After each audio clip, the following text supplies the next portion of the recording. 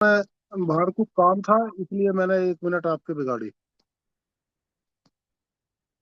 आज ये जो विषय है गांधी जी को लेकर के मन में आया। एक तो मुनि जी की पोस्ट जिस पर एक फेसबुक पर घमासान मचा हुआ है।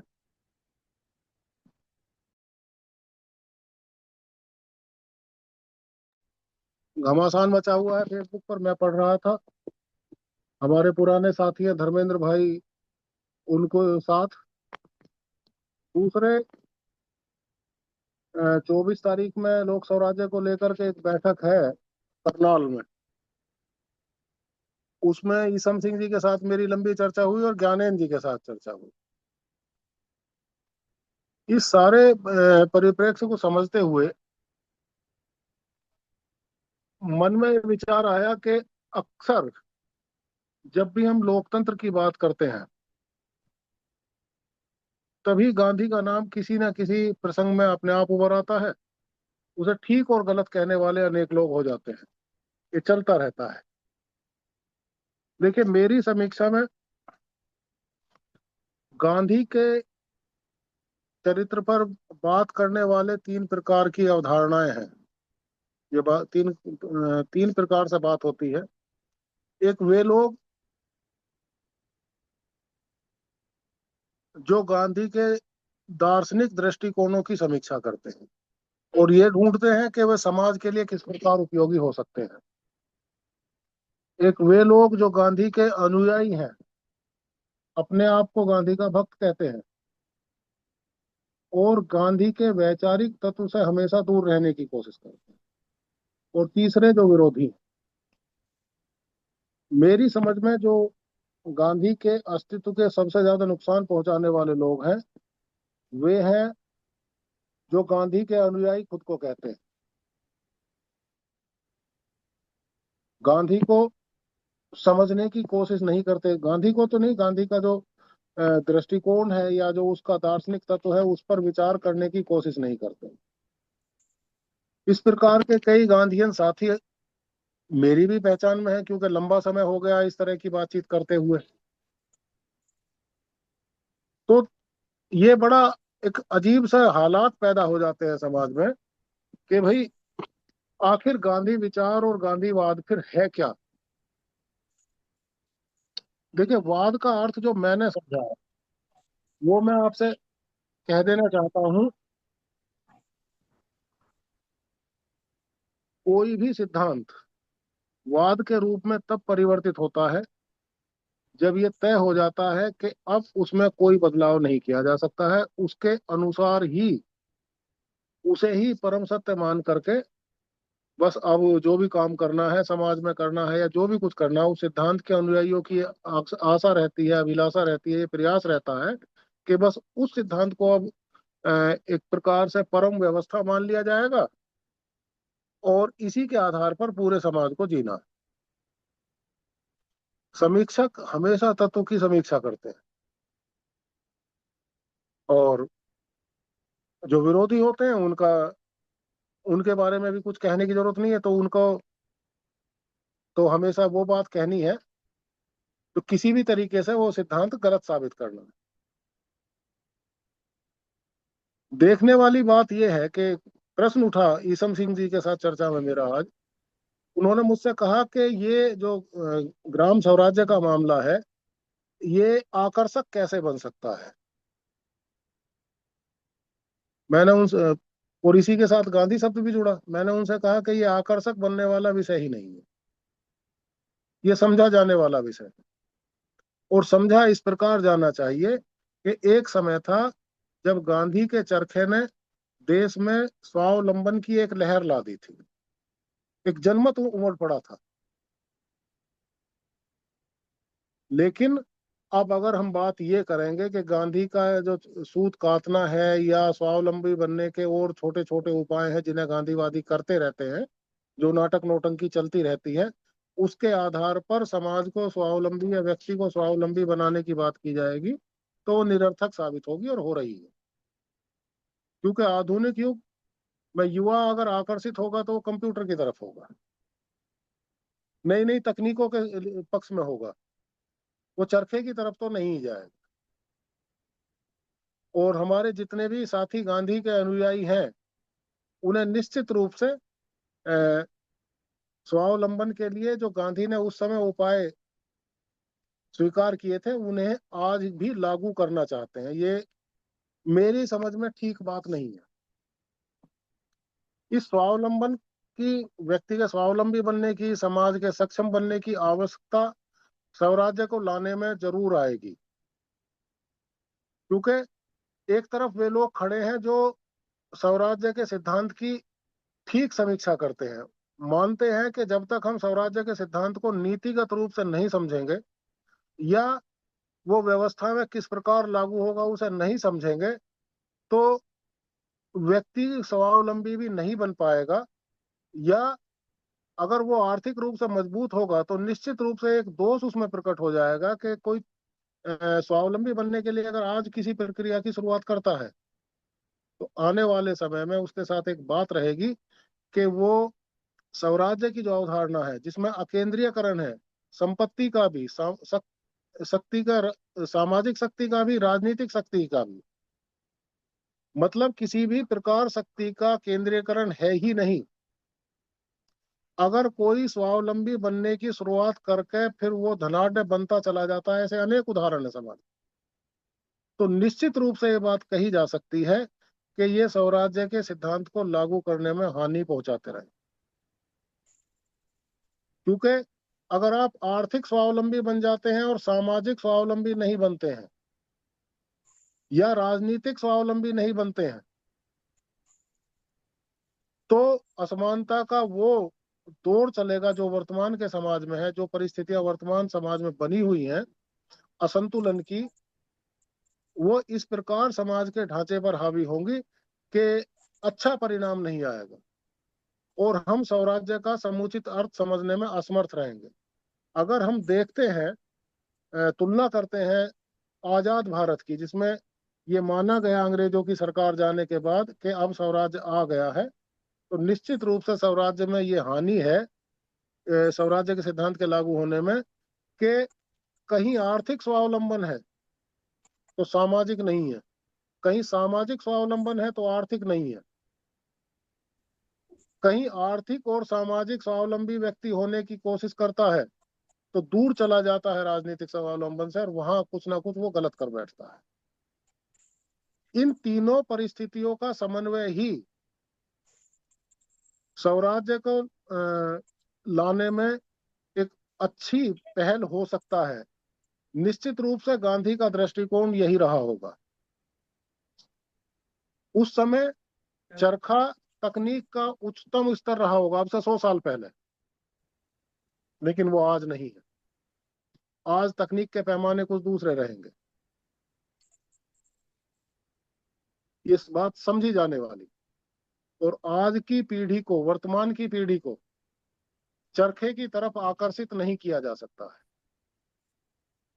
ये जो साथी गांधी चिंतन के अनुयायी अपने आप को, गांधीवाद के अनुयायी अपने आप को कहते हैं, उन्हें निश्चित रूप से ये बात समझ लेनी होगी।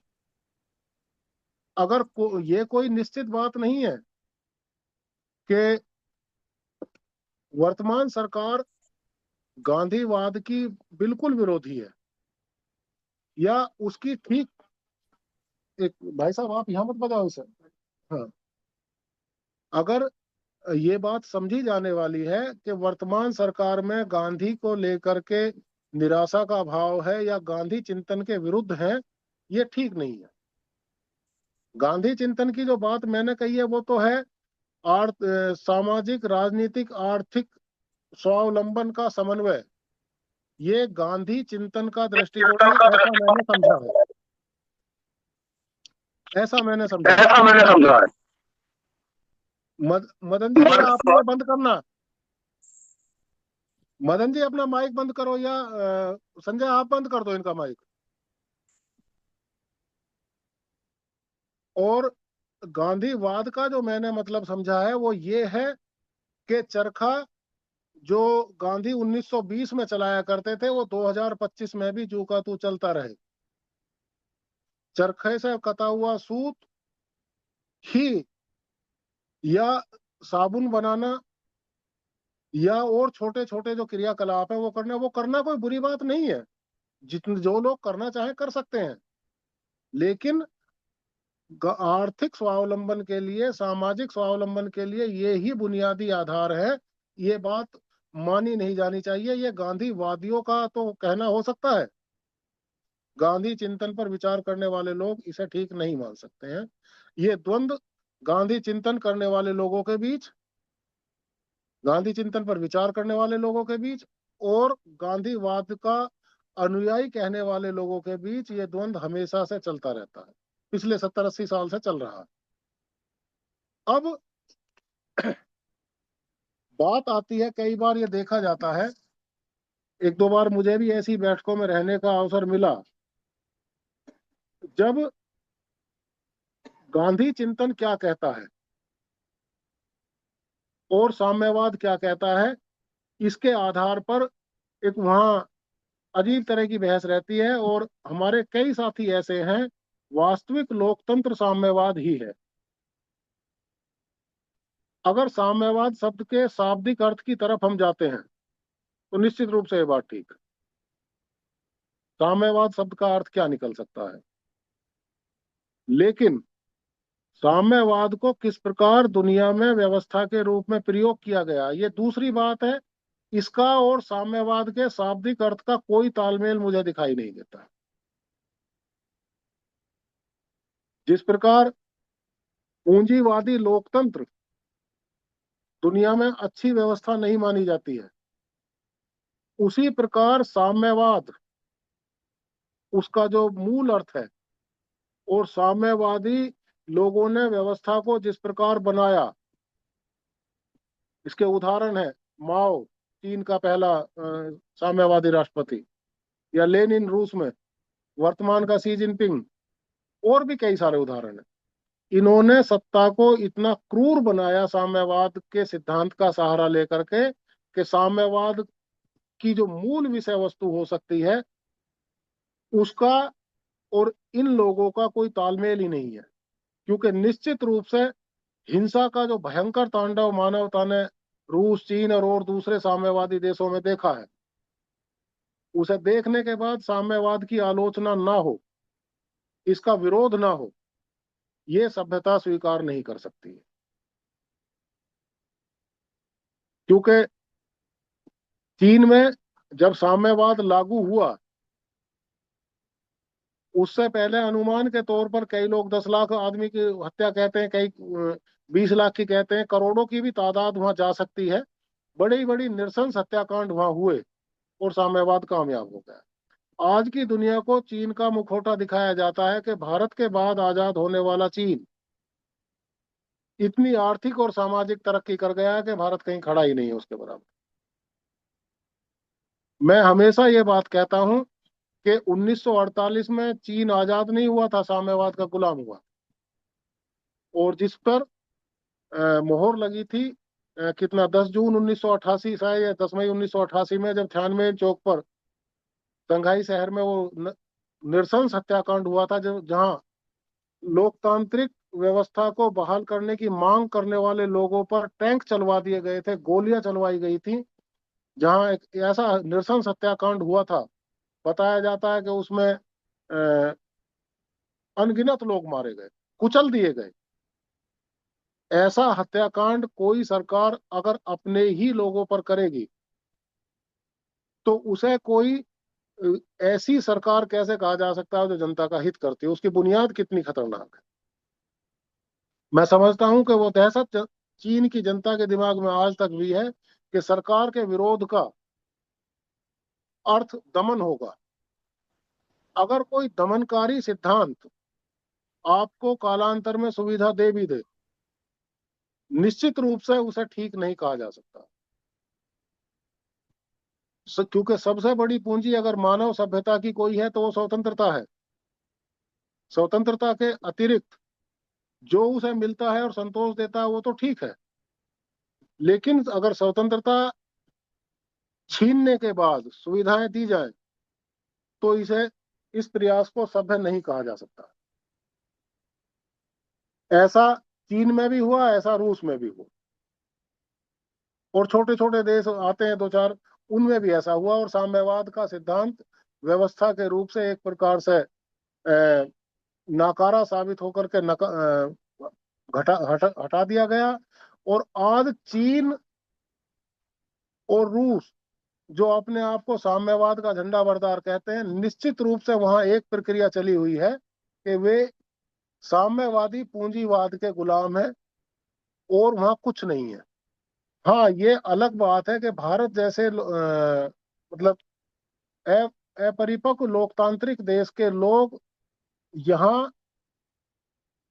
पूंजीवाद के उस रूप में से परेशान है कि जहां आर्थिक असमानता लोगों के कार्यों के कारण बढ़ रही है।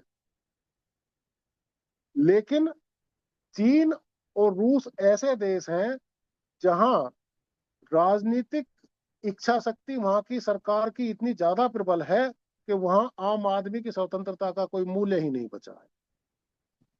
आप सुविधा दे रहे हैं, ठीक है, लेकिन रत्ती भर भी आप सरकार की किसी इच्छा के बाहर नहीं जा सकते हैं, कोई बात अपनी नहीं कह सकते।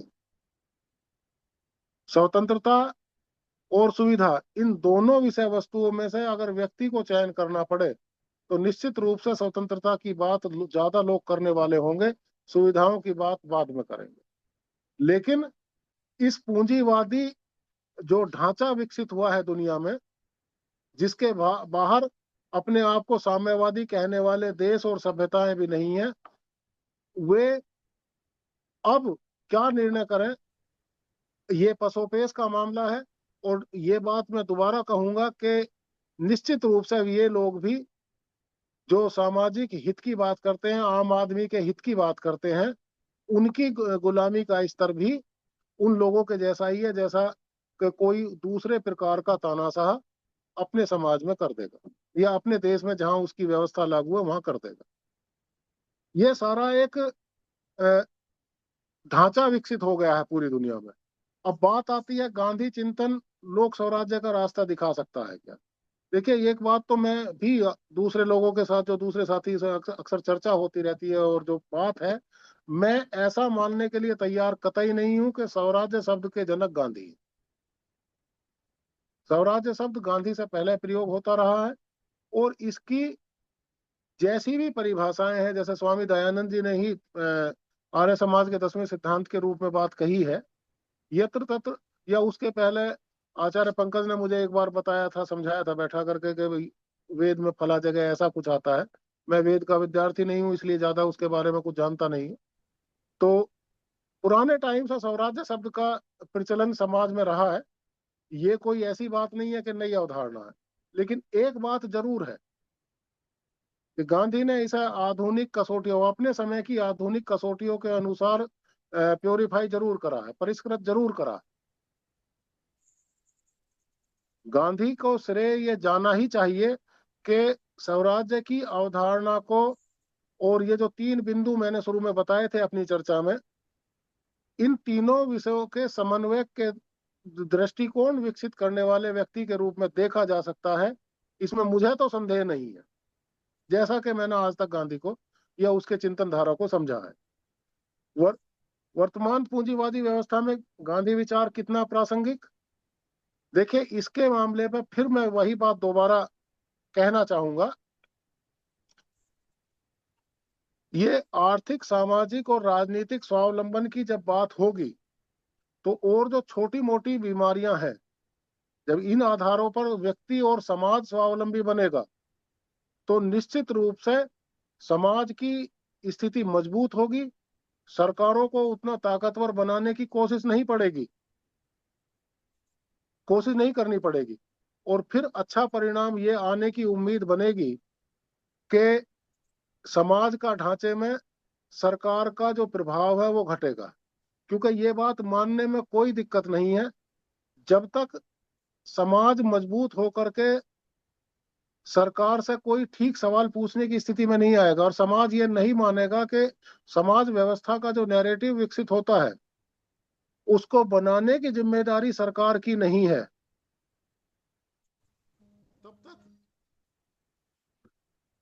तब तक निश्चित रूप से ये बात रहेगी कि ठीक परिणाम समाज के सामने नहीं आएगा।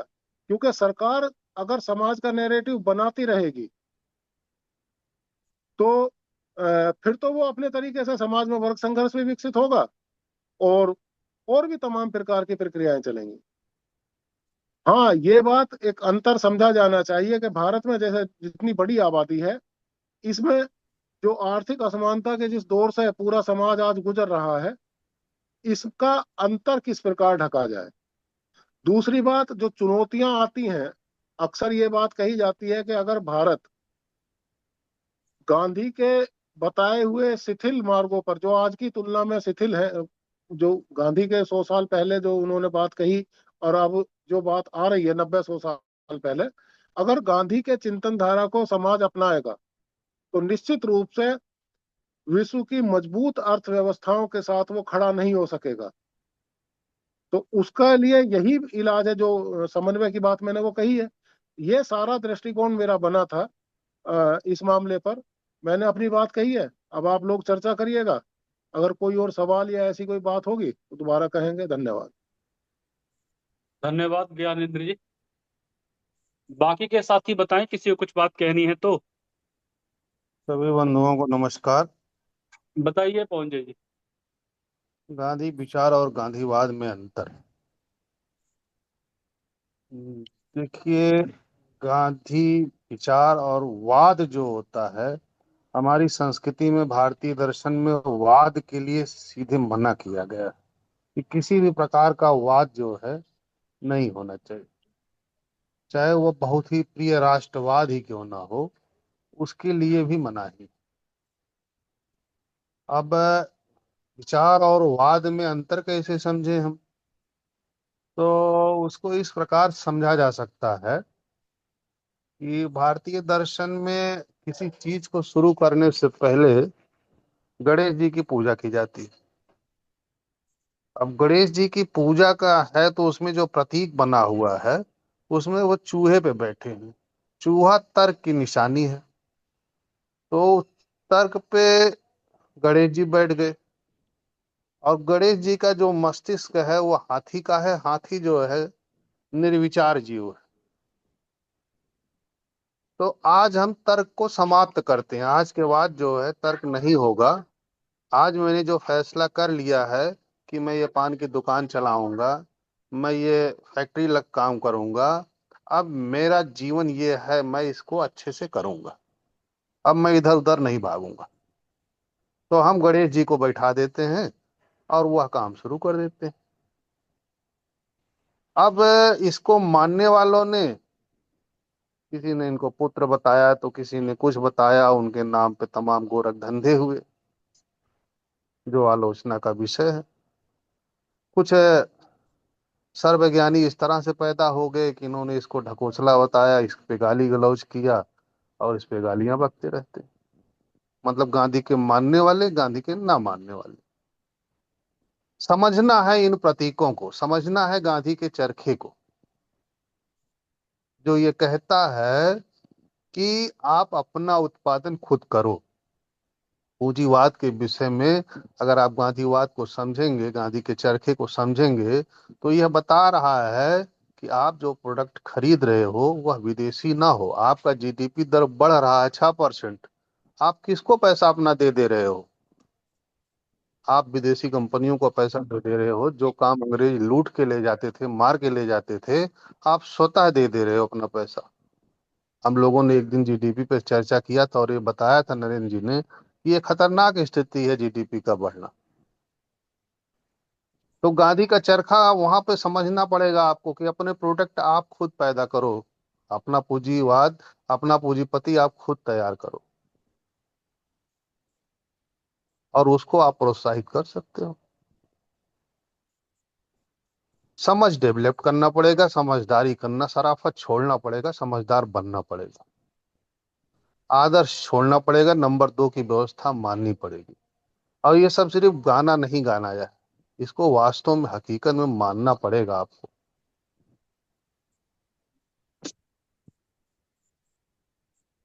ग्राम विकास, साम्य विचार और साम्यवाद। हमारे यहाँ साम्यवाद जैसी कोई चीज थी नहीं, और हम अधिकतर लोग वाद से दूर भी रहते हैं। आज भी भारतीय समाज में हिंदू कम से कम 50% ऐसे हैं जो वाद में नहीं रहना चाहते, वो साम्य विचारों को ही मानते हैं और उससे ही सहमत रहते हैं। लगभग हमारा विकास भी इसी भांति हो रहा है। हम लोग गांधी की तरह ही अपना जीवन जी रहे हैं, अपने काम धंधे करते हैं और हिंसा का मार्ग लगभग लगभग छोड़े हुए। क्या गांधी मार्ग ही लोक स्वराज का रास्ता है और गांधी मार्ग से ही पूंजीवाद और साम्यवाद को परास्त किया जा सकता है? बिल्कुल करेक्ट बात है। ये गांधी के मार्ग के अलावा और कोई मार्ग नहीं है। गांधी की मृत्यु हम लोगों के लिए जो है, स्वतंत्रता मिलना जितना सुख था, गांधी की मृत्यु होना उतना दुख। और महाराष्ट्र एक ऐसा प्रांत है जहां ब्राह्मण गोडसे को इतना तिरस्कार मिलता है, जिसके नाते ब्राह्मण इतना तिरस्कृत हैं कि पूरे देश में महाराष्ट्र के अलावा ब्राह्मण उतना तिरस्कृत कहीं नहीं, सिर्फ एक कार्य से, हत्या जैसे जघन्य अपराध की वजह से। लेकिन कुछ आताताई हैं जो यहाँ गोडसे की पूजा करना चाहते हैं, जबकि महाराष्ट्र में ब्राह्मणों की जो सम्मान था वो छीन गया गोडसे के नाते। आज वहाँ सब दुनिया में सबसे कम सम्मान पाने वाली जगह अगर है तो वह महाराष्ट्र है ब्राह्मणों के लिए।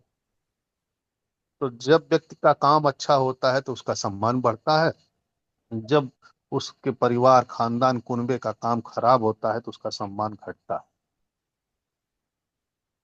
वर्तमान की पूंजीवादी व्यवस्था में गांधी के विचार कितने प्रासंगिक? वर्तमान की पूंजीवादी व्यवस्था में गांधी ही प्रासंगिक है, क्योंकि आज हम गांधी जैसे बनकर ही जी सकते हैं और नया रास्ता निकाल सकते हैं। और इस यह मार्ग ही प्रासंगिक है और इसको पढ़ना चाहिए, समझना चाहिए और इसके लिए आगे बढ़ना चाहिए, और हम लोग आगे बढ़ रहे हैं। धन्यवाद।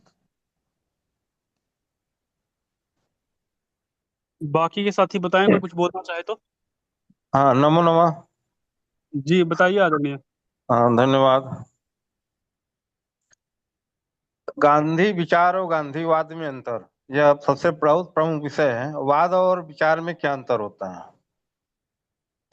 हालांकि मेरा मानना है विचार और वाद दोनों एक ही हैं, लेकिन फर्क क्या पड़ता है?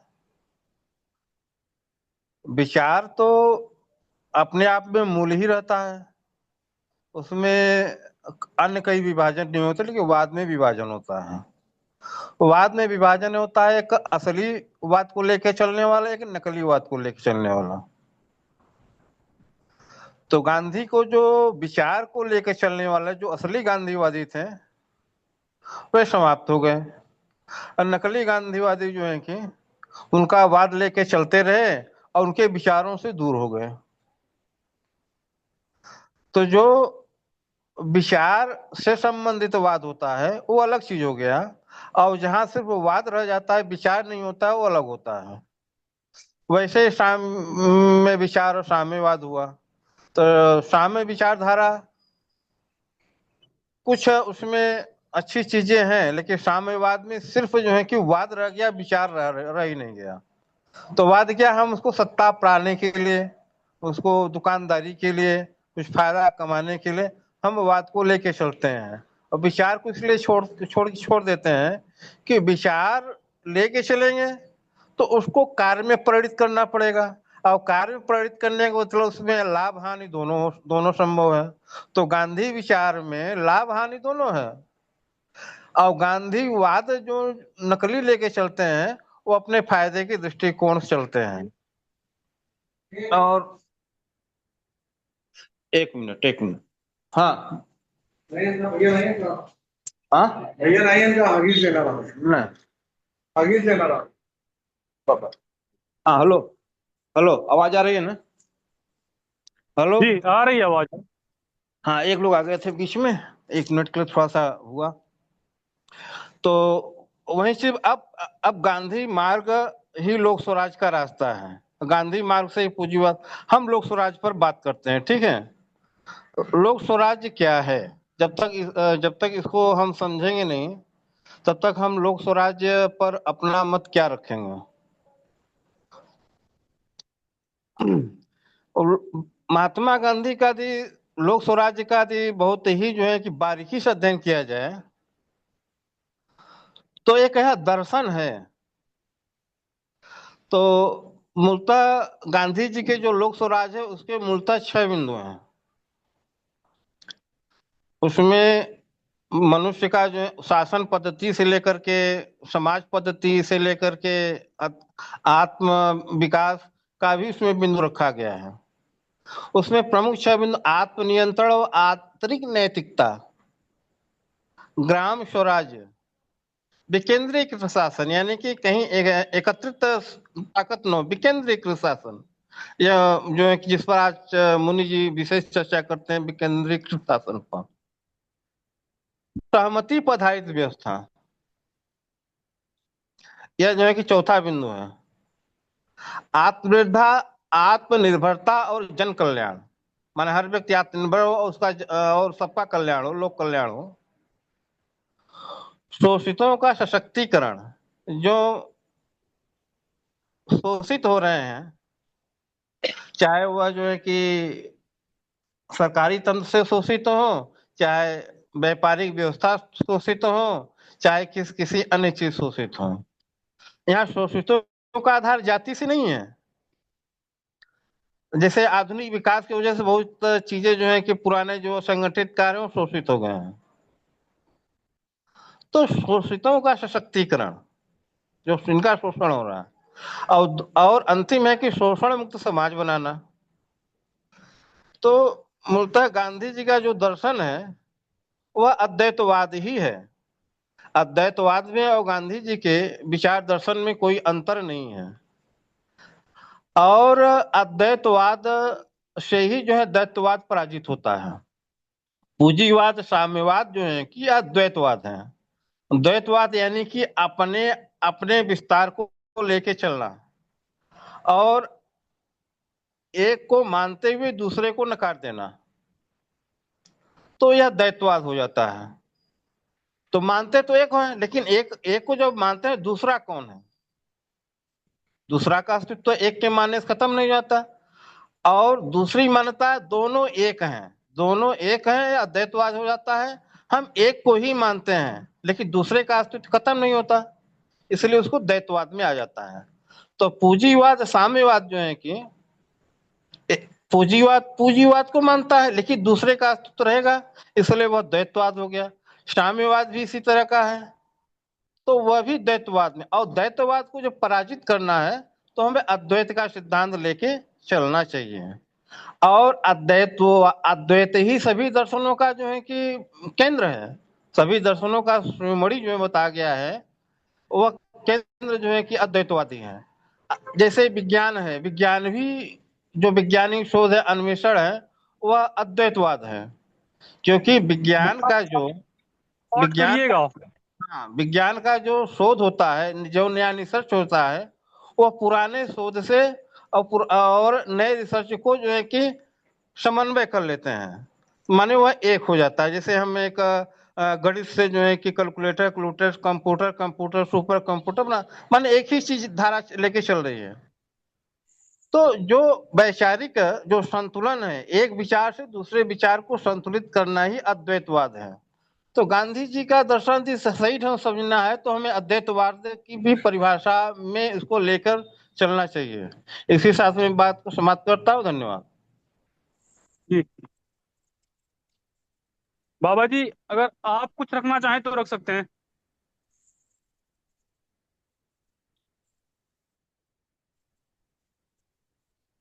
हाँ, भाई साहब, मुन्नी मुन्नी जी आज नहीं जुड़े हैं। आज श्रीकांत जी बताइए। ठीक है, ठीक।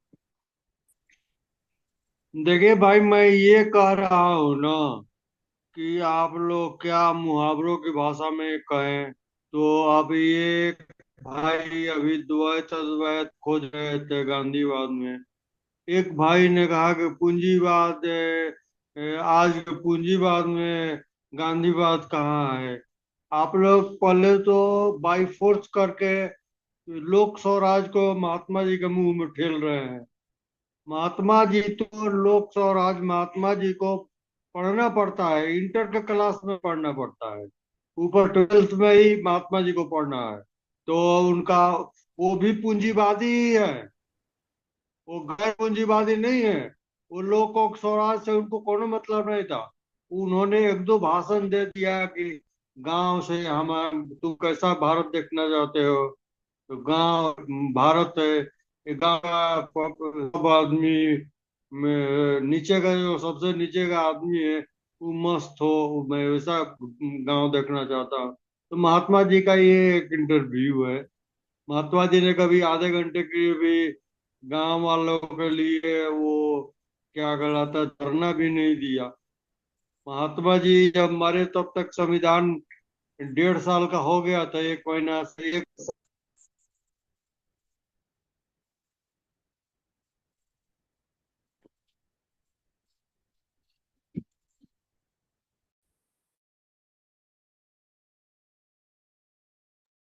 श्रीकांत जी की आवाज आ रही? आवाज बंद हो गई है इनकी। बंद बंद है, नहीं आवाज आ रहा है।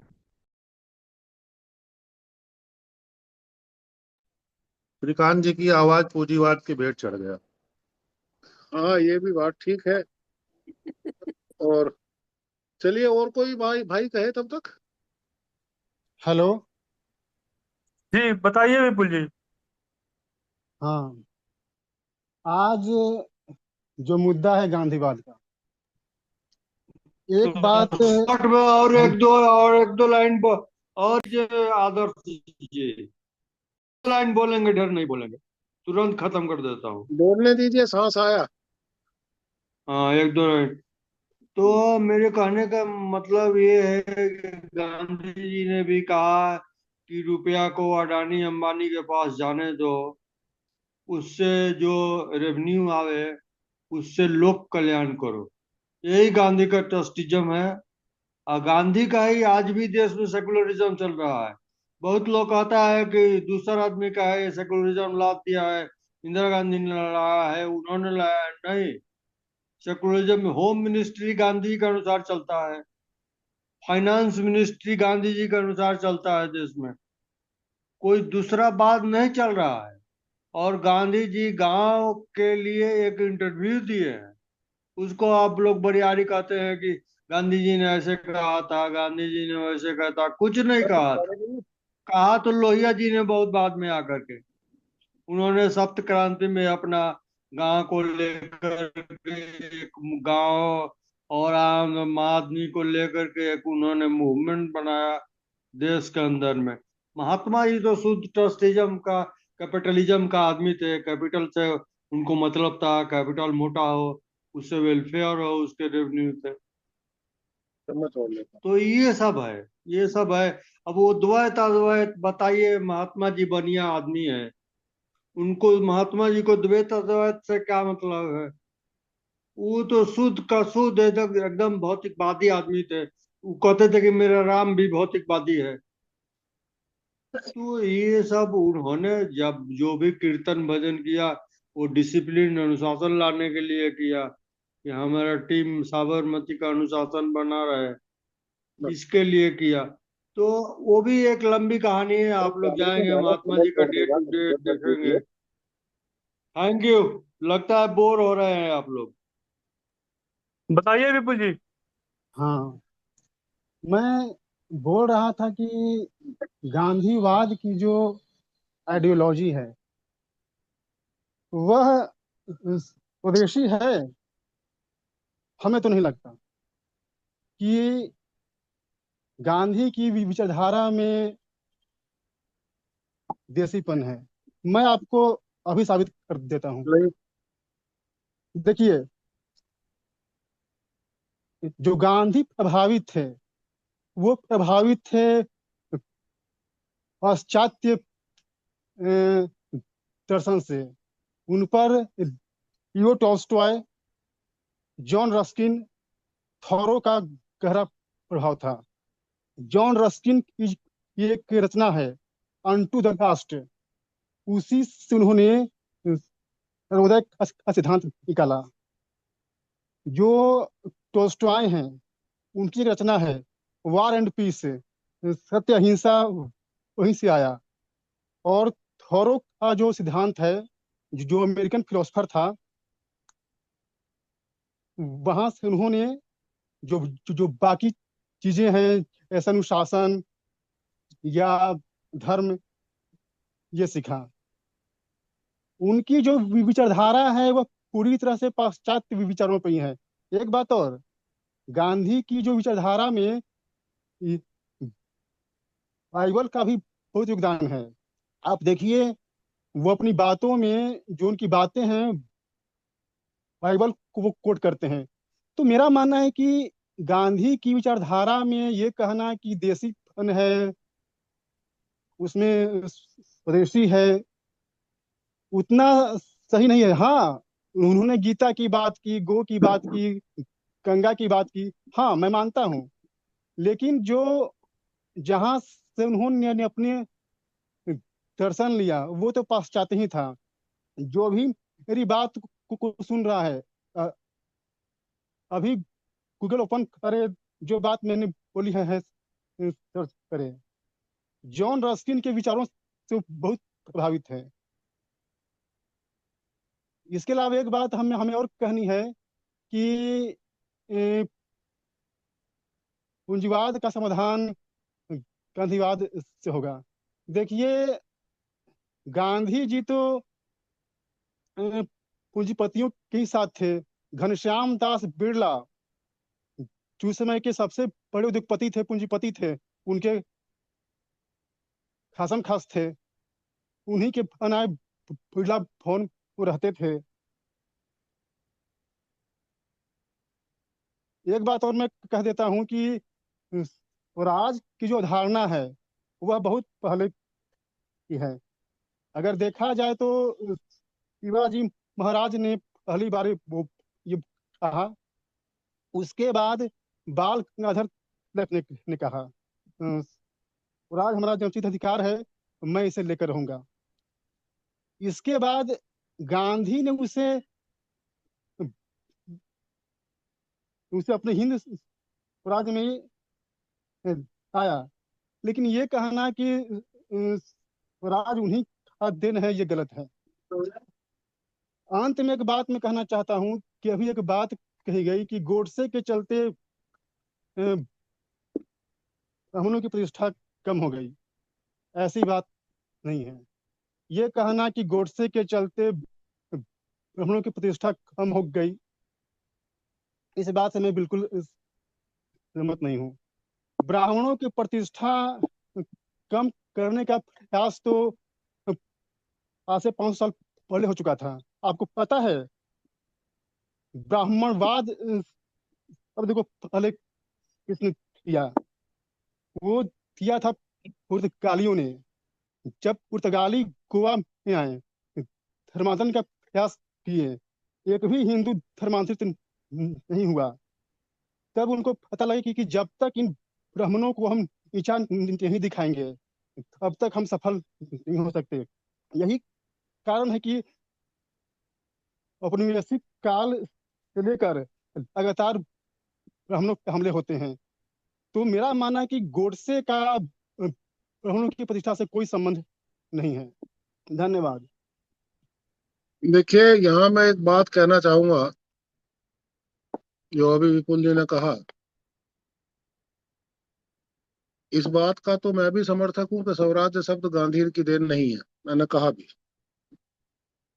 लेकिन एक बात हम सभी को ध्यान देनी चाहिए कि स्वराज्य राज्य में नहीं हो सकता है। राज्य में अच्छा शासन हो सकता है, लोक प्रसिद्धि ज्यादा हो सकती है, लेकिन स्वराज्य नहीं हो सकता है। छत्रपति शिवाजी महाराज ने जो राज्य बनाया, वो दूसरे एक प्रकार से आताताई शासन के विरुद्ध अच्छी पहल थी, लेकिन ये निश्चित माना जाना चाहिए कि स्वराज्य नहीं था। स्वराज्य समाज के लिए होता है और राज्य शासक के लिए। स्वराज्य का मतलब समाज का केंद्रीयकृत राज्य विहीन होना और कोई भी अच्छा शासन राज्य विहीन नहीं हो सकता है। अच्छा शासन अपने आप को अच्छा भी बनाए रखे, उसके लिए शक्ति का प्रयोग करना आवश्यक है। और जब शक्ति का प्रयोग होता है तो उसका प्रयोग और दुरुपयोग सभी हो जाता है, उसे कोई रोक नहीं सकता, संभाल नहीं सकता।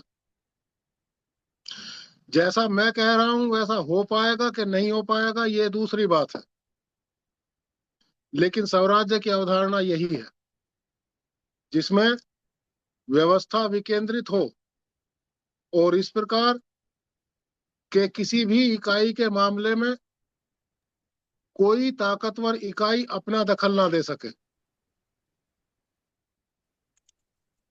और शासन ऐसा किए बगैर मानता नहीं है।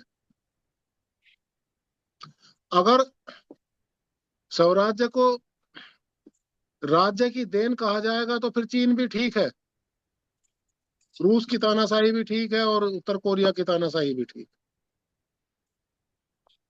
क्योंकि वे भी लोग अपनी जनता का पेट भर रहे हैं, सुविधाएं भी दे रहे हैं, एयर कंडीशन बसें भी चला रहे हैं, तमाम अच्छी सड़कें, शिक्षा, तकनीक, सब कुछ चीन में सब कुछ हो रहा है। और फिर भी आलोचना की कसौटी से वहां की व्यवस्था दूर नहीं है, क्योंकि सरकार के विरुद्ध कोई आंख नहीं उठा सकता है। मेरा कहने का मतलब यही है कि स्वराज्य राज्य की देन नहीं हो सकता है, चाहे वो राज्य कितना भी अच्छा क्यों ना हो।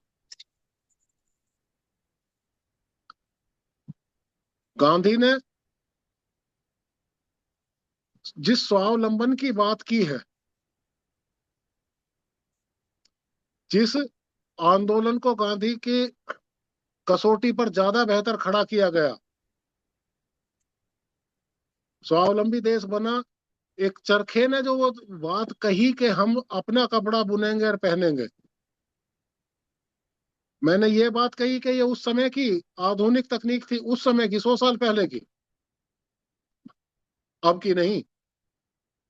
अब की तकनीक की अपनी कसौटियां हैं, अब के विकास की अपनी कसौटियां हैं। आने वाले 100 साल बाद की कसौटी कुछ हो सकता है अपनी होगी, कैसी होगी पता नहीं।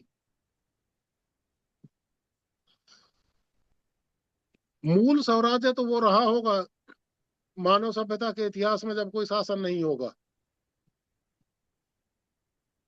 और व्यक्ति को तब भी अराजकता का शिकार होना पड़ा होगा, शायद इसी प्रकार किसी व्यवस्था ने जन्म लिया होगा। किसी एक की अराजकता के विरुद्ध बनने वाला संगठन हो सकता है व्यवस्था कहलाया हो, ऐसा मानने के लिए 2 या उससे अधिक लोग तैयार हुए हो, या जैसे भी घटनाएं घटी होंगी, सब आकलन है, देखा हुआ किसी का नहीं है। लेकिन ये बात निश्चित है कि राज्य की देन स्वराज्य नहीं हो सकता है, ये पक्की बात है। शिवाजी महाराज का राज्य भारतीय सभ्यता के लिए अच्छा है, इससे मैं इनकार नहीं कर सकता, क्योंकि मैंने उसे जैसा समझा है। लेकिन एक बात निश्चित है कि वो एक व्यक्ति का शासन था और व्यक्ति का शासन स्वराज्य नहीं हो सकता। स्वराज्य का मतलब समाज पर अपना शासन, उसे अपने बारे में निर्णय करने की आजादी हो। अगर ये स्वराज्य अराजकता का चरम बिंदु भी सिद्ध होता है तब भी इसे ही स्वराज्य कहा जाएगा और दूसरा कुछ समझ में नहीं आता है। धन्यवाद। सभी को नमस्ते। जी आदरणीय, बताइए। गांधीवादी जो है, जब गांधी जी विदेश से पढ़ाई करके आए देश में, तो यहाँ जब देश आजाद करने की बात हुआ, जब बैठे तो लोगों यहाँ का सभ्यता को, संस्कृति को देखे, वहां से जब पढ़ के आए तो फुल पैंट कमीज ये विदेशी पोशाक में थे, तो उन्होंने सब हटाया। वो देखा कि भारत के जो लोग हैं वो लंगोटी धारी हैं, तो उन्होंने धोती अपनाया। और धोती जो है ठेवना पर से उन्होंने करके, और गांव गांव में अपने जनसभा में हर जगह गया। वो लोग समझे कि मैं स्वदेशी हूँ, मैं भारत का ही हूँ। वो वहीं से उनका विचार जो है गांधीवादी विचार चालू हुआ। और उन्होंने लोगों पर विश्वास जताया कि हमारे ऊपर लोग कैसे विश्वास करेंगे, तो उन्होंने भारत का ही जो संस्कृति था उसको पकड़ के उन्होंने चला और विदेशी को हटाया। इसलिए चरखे की बात बोले कि जो भी उद्योग हो या कुछ भी हो तो भारत का ही यहाँ अपनाइए, सब हटाइए। और ऐसे करते करते उन्होंने हर जगह गया, हर गांव में गया, उन्होंने रात में गया, दिन में गया, बोले कि आप करो या मरो। लोगों को बताए कि उठना पड़ेगा, जगना पड़ेगा और आपको लड़ना पड़ेगा, इकट्ठा होना पड़ेगा। अगर आप कम संख्या में रहोगे तो मारे जाओगे, ज्यादा संख्या में रहोगे तो भी मारे जाओगे। इसलिए आप जो है बात से समझाते गए और बात रख करके उनके सामने कि भाई मेरा घर है, मेरा घर में मेरा ताला लगाने दो, आप मत पहरा करो, आप मान जाओ, आप बाहर खड़े रहो, हम घर में रहेंगे। लेकिन अंग्रेज तो ऐसा किया नहीं, सबको बाहर किया, अपना कहा कि मेरा घर है, मैं तो घर में रहूंगा, और यहाँ लूटना चालू कर दिया। और यही के कुछ लोग जो है उनके उनको सहयोग दिया और अपना कब्जा किए। इस तरीके से गांधीवादी जो थे, हर एक लोगों पर गांधीवाद, लेकिन जो उनका विचार था, जो आजादी किए, जिस मानसा से किए, वो मानसा आज भी नहीं है। गांधीवादी सब कह रहे हैं कि हम गांधीवादी हैं, हम गांधी के सिद्धांत पर चलने वाले हैं, लेकिन एक डेग भी उन जो आज भी है वो नहीं चल रहे हैं। गांधी जी केवल मात्र देश को आजाद देखे, लोगों को आजाद नहीं देख पाए। वो अपने जीवन काल में ही अब सपना में रह गया कि भारत आजाद हुआ, लेकिन लोग आजाद नहीं हुए, लोग स्वराज नहीं हुआ, गांव गणराज नहीं हो पाया। वो गांव गणराज की बात करते थे, लोग स्वराज की बात करते थे। आज भी वही गुलामी में उन्होंने रो रहा था कि क्या देश आजाद हुआ। देश तो आजाद हुआ नहीं, देश तो आजाद हुआ लेकिन लोग जो है आजाद हुआ नहीं। आज भी वही सिस्टम चलाया जा रहा है। तो गांधीवादी कहने वाले बहुत लोग हैं, लेकिन सिद्धांत में चलते नहीं है। आज पोशाकधारी हो या खाकी वर्दी हो या सफेद वाले हो, सब कहते हैं कि गांधी जी को अगरबत्ती दिखाते हैं, गांधीवादी की बात करते हैं। लेकिन ऐसा कुछ नहीं है। गांधी का विचार कुछ था लेकिन हो रहा है कुछ। आज आज जो है लोगों पर प्रलोभन है। आज अपना भाई का संपत्ति लूटने के लिए तैयार है, अपना माँ का गहना लूटने के लिए तैयार है। यहाँ तक कि आपका मतलब बाप का संपत्ति जो है मर्डर करके अपने नाम करना चाहते हैं। आज तरह तरह का जो है, पड़ोसी का संपत्ति है तो अपना संपत्ति बनाना चाहते हैं, दूसरे का जमीन को अपने नाम से कराना चाहते हैं। गांधी वाली सिद्धांत नहीं रह गया। इस तरीके से भारत को आज भी बर्बाद किया जा रहा है। और आज जो लोक स्वराज की बात हो रहा है, लोक स्वराज पुनः फिर से जागरण करना पड़ेगा, लोगों को जगाना पड़ेगा। जब लोग जगेंगे तो धीरे धीरे धीरे धीरे अपने हाथ में अधिकार लेंगे। जैसे पहले फैसला होता था उस टाइप के, अब जैसे जनमत की बात हो गया, जब लोगों के पास जनमत हो जाएगा तो कुछ भी कर लेंगे। ऐसा नहीं, संविधान सबके लिए बराबर होना चाहिए। अगर भारत अखंड भारत है तो अखंड भारत रहे। ऐसा नहीं कि आज छत्तीसगढ़ जो है अलग एक देश बन जाए, पंजाब 10 एक अलग देश बन जाए। वो नहीं, वो तो मतलब जनमत फिर हो गया कि हमारा शक्ति है, हम अलग कर ले रहे हैं। सामूहिक होना चाहिए। और एक बात बोले पवनजय भैया जी कि ब्राह्मणों का इज्जत की बात, ब्राह्मण अब उधर तो क्या, मतलब दक्षिण भारत और उत्तर भारत की उतना सभ्यता क्या है, लेकिन मध्य भारत में आज भी ब्राह्मणों को हिंदू समाज भगवान मानते हैं। उनके बिना एक डेग नहीं चलना चाहते हैं। कोई भी पर्व हो, कोई भी देखना हो, तो आज भी ब्राह्मण को बहुत इज्जत करते हैं, बहुत मान सम्मान करते हैं। लेकिन कहीं कहीं ऐसा हो सकता है कि अपने कर्मों से लोग जो है बाधित हो, लेकिन मध्य भारत में ऐसा कुछ नहीं है। हमारे क्षेत्र में जहां तक मैं 100 किलोमीटर, 200 400 किलोमीटर इधर घूमता हूँ, देखता हूँ कि ब्राह्मण को तो बहुत मान्य समान दृष्टि से देखा जाता है। वो इस तरीके से है। अपना सबको ही समाप्त करता हूँ। हेलो। एक चीज थोड़ा सा मैं क्लियर कर दूं, एक सेकेंड के लिए। हाँ। हेलो। जी जी। हाँ, या तो हाँ। मैं बोल लेता हूँ, 1 मिनट 1 सेकंड बोलूंगा, उसके बाद बोलिएगा आप। अच्छा अच्छा, ठीक है। देखिए, नरेंद्र भाई के जो विचार थे कि स्वराज्य नहीं हो सकता है दूसरे के राज्य में, हो सकता है। मैं ये कहना चाहता हूँ कि जब आप आदर्श व्यवस्था को न मानिए तो आपका स्वराज्य हो सकता है। 73% व्यवस्था यदि आपकी अपनी हो, आपका मुखिया आपका हो, आपके मार्गदर्शक आपके हो, आपकी व्यवस्थाएं खुद से निर्धारित होती हो, आप जो है बजरंग मुनि जी जो इस समय सिद्धांत बता रहे हैं उसको फॉलो कर रहे हो, तो स्वराज्य हो सकता है। समाज का राज्य जो होगा वो स्वराज्य होगा। दूसरी बात, मैं जो बात कर रहा हूँ चरखे की और ब्राह्मण की, उसमें ये कह रहा हूँ कि चरखा जो है वह स्वदेशी का प्रतीक है कि अपने देश का प्रोडक्ट हो, आप हम उसे यूज करें और उसे बेचें। ब्राह्मण का जो मतलब है वह यह है कि कर्म कर्म के अनुसार इज्जत बढ़ती है। यदि कर्म किया गोडसे ने तो महाराष्ट्र की इज्जत घटी। कहीं कर्म अच्छा किया है इसलिए इज्जत उसको मिल रही है। जो इज्जत पाता है वह उसकी योग्य होता है। इसका और कोई सेंस नहीं है। धन्यवाद। धन्यवाद नरेंद्र जी। हाँ बताइए। जी, बताइए, एक मिनट बता, एक सेकंड। आज का जो टॉपिक था वो गांधीवाद, और जो आज की जो पूंजीवादी व्यवस्था उसके ऊपर था ना। थोड़ा सा एक जो इन दो टॉपिक पे बोलना चाहूंगा थोड़ा सा।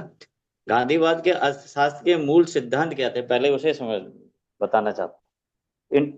ट्रस्ट गांधी जी का सिद्धांत में एक तो पॉइंट था कि ट्रस्टीशिप होना चाहिए। धनवान व्यक्ति अपनी संपत्ति को समाज के लिए न्याय माने और उसका उपयोग सबकी भलाई के लिए करे, ना कि केवल निजी लाभ के लिए। ये ट्रस्टीशिप के अंदर आता है। दूसरा है साधन और साध्य की शुद्धता। आर्थिक विकास के साधन भी नैतिक और न्यायपूर्ण हो। नैतिक और न्यायपूर्ण मतलब समझना।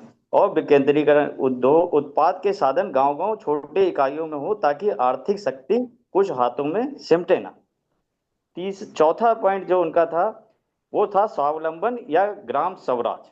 गांव आत्मनिर्भर हो और रोजमर्रा की जरूरतें स्थानीय स्तर पर पूरी हो। मेरी आवाज आ रही है? हेलो। जी यार, बताइए। अच्छा अच्छा। और अहिंसक उपयोग, आवश्यकता आधारित सीमित उपयोग, अत्यधिक उपयोग से बचना, ये था। अब आज का पूंजीवादी व्यवस्था में गांधीवाद का विचार क्या है? आज की जो आज की वैश्विक पूंजीवादी व्यवस्था में बड़ी कंपनियां, निजी पूंजी और व्यापार केंद्रित नीतियां हावी हैं। गांधी जी के विचार सीधे पूंजीवाद को समाप्त करने की बात नहीं करते थे, बल्कि उसके नैतिकरण की बात करते थे, है ना। तो नैतिकरण में जैसे आज के टाइम पे क्या हो रहा है, एक कारपोरेट सोशल रिस्पॉन्सिबिलिटी बन रही है, जिसमें जिसे CSR कहते हैं। ट्रस्टी के अनुसार के रूप में आज कंपनियों के CSR प्रोग्राम चलते हैं और मुनाफे का कुछ हिस्सा समाज पर खर्च होता है। लेकिन जैसे गांधीवाद के थ्रू थ्रू होता था, वो एक सिद्धांत जो वो बता रहे थे, उसमें दुनिया अभी भारत में जो सबसे बड़ी कंपनी है वो है टाटा। वो अपने 66% का शेयर का अपने 66% मतलब हमारी देश की शिक्षा, स्वास्थ्य और जरूरतों पे, जो आवश्यक जरूरतें हैं, मूलभूत जरूरतें, उस पर अपना देती है। और वो खाली कितना रखता है? 66%। आप समझ सकते हैं कि कितना रख रहे हैं। बाकी दूसरी कंपनी जो है, एक अपना HDFC बैंक है, वो भी काफी अपना परसेंटेज हमारे उसमें करता है। मतलब इस तरीके की अगर सारी कंपनियां करें और उसको हम उसमें लाएं, तब ये मतलब संभव है कि ये कम हो सके। मतलब इसका मतलब क्या था, मैं इतना इसमें थोड़ा सा ये बताना चाहता हूँ कि जो मेन उद्देश्य है कि गरीब गरीब ना रहे और अमीर और गरीब की घाई को कम करने के लिए ये सिद्धांत बने थे। सीधा सीधा सा फॉर्मूला, अगर शुद्ध हिंदी में समझे या आम भाषा में समझे, तो जो अमीर और गरीब की खाई को बांटने के लिए जो सिद्धांत बने थे वो इसी से रिलेटेड, इसी से ये टॉपिक है। उसमें उसके लिए जो भी काम करेगा, अब इसमें क्या था कि एक जो था श्रम कानून को मजबूत किया गया था, यूनियन को बनाया गया था ताकि लोग शोषण ना कर पाए। और दूसरा कि टैक्स उनसे ज्यादा लें जो ज्यादा कमा रहे हो, ना कि टैक्स उन लोगों से लें जो कम कमा रहे हैं। आदमी आज के टाइम में क्या हो रहा है, जैसे अभी आज का उदाहरण दे लो, आप रोड पे जा रहे हो, टोल टैक्स आपको भी देना है। एक एक बंदा 5 लाख मतलब 50 लाख, मतलब एक बंदा मानो 1 लाख रुपए कमा रहा है, वो भी टोल टैक्स उतना ही देगा, और जो आदमी 10,000 कमा रहा है वो भी टोल टैक्स इतना देगा। तो टैक्स का मतलब असमानता हो गई ना। तो ये जो थे, ये चीजें ध्यान देने की हैं जो अभी हम लोग ध्यान नहीं दे रहे। और दूसरा ये कि जैसे अभी हमें एक उदाहरण देना चाहूंगा, अभी एक मुद्दा ही चल रहा है बिहार में जमीन अधिग्रहण का। 1 रुपए पर स्क्वायर के हिसाब से मेरे ख्याल में वहां जमीन अदानी को दे दी है। तो अब उस दे दिया, कोई दिक्कत नहीं, 25 साल के लिए दिया, कोई दिक्कत नहीं। लेकिन हमारे देश के विकास में वो कितना अपने उस कमाई का परसेंटेज देंगे 25 साल तक, इसका कोई विवरण अभी तक कोई सार्वजनिक नहीं किया गया, जो होना चाहिए था, जिसकी वजह से विरोध नहीं होता।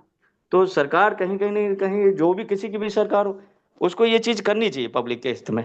क्योंकि देखो आज कोई सरकार है, कल कोई सरकार है, सरकार कोई गरीबों के लिए काम कर नहीं रही, क्योंकि उन्हें चाहिए पैसा, सीधी सी बात।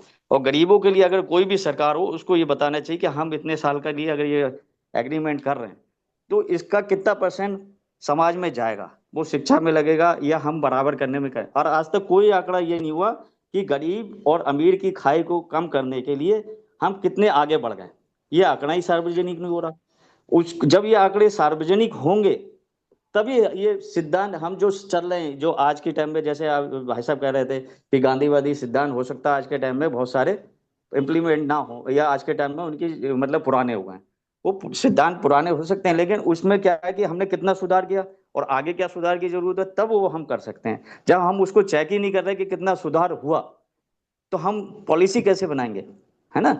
तो कहीं ना कहीं हमें ये चेक करने की जरूरत है, वो आंकड़े हमारे पास है नहीं, मुझे लगता है दिखाई भी नहीं जा रहा है कि गरीब और अमीर के बीच में ये खाई कम हो गई। और ये तो मुझे लगता है कि बढ़ती जा रही है। आप लोग भी ये मानेंगे कि जैसे अभी देखो, एजुकेशन फीस की बात कर लेते हैं, प्राइवेट कॉलेज जब से सरकारी यूनिवर्सिटीज या सरकारी कॉलेज जब बंद हो रहे हैं, तो उनकी फीस देख लो आप। तो एक आम आदमी का बच्चा, ये गरीब आदमी जो गांव में रहता है, जो बहुत मजदूरी करता है, 7-8 हजार में कमाता है, वो यूनिवर्सिटी में पढ़ा सकता है। तो उसके लिए पैसा कहाँ से आएगा, अर्जित करेगा गवर्नमेंट, कब तक अपने पास से देगी। और गवर्नमेंट जबकि अपना ये विकेंद्रीकरण कर रही है, वो जबकि हमें गवर्नमेंट को चाहिए कि वो अपने अधिकार में रखे। अगर कोई चीज गवर्नमेंट के अधिकार में रहती है तो वो उसका प्रॉफिट को उस पर लगाती है, लेकिन लाला नहीं लगाता। तो लाला के लिए लगाने के लिए उनको नियम सख्त करने पड़ेंगे, टैक्स ज्यादा लेना पड़ेगा। वो गवर्नमेंट कितना टैक्स ले रही, मतलब मैक्सिमम टैक्स लेना चाहिए, जो शायद विदेशों में कई जगह लिया जा रहा है, बहुत सी जगह, तो वो वहां ज्यादा पैसा लगाते हैं। अब इसके लिए आंकड़े कई देश है ऐसे हैं जिसमें आप देख सकते हैं जाके, कि बहुत सारे देश हैं जहाँ पे जो वो उन पे जो मतलब करोड़पति अरबपति उन पे ज्यादा टैक्स और आम आदमी पे कम। और हमारे यहाँ क्या है कि अगर आप हीरा खरीदने जाओगे तो 2% जीएसटी, और मर्सिडीज खरीदने जाओगे 5% जीएसटी, और अभी तक अगर मोटरसाइकिल खरीद रहे थे तो कितनी जीएसटी से सबको पता है। तो ये जो असमानता है, इनको दूर करने की जरूरत है, तभी ये सब कुछ स्वराज और जो इतनी भी बातें, तभी अच्छा तरीके से कामयाब हो पाएंगे।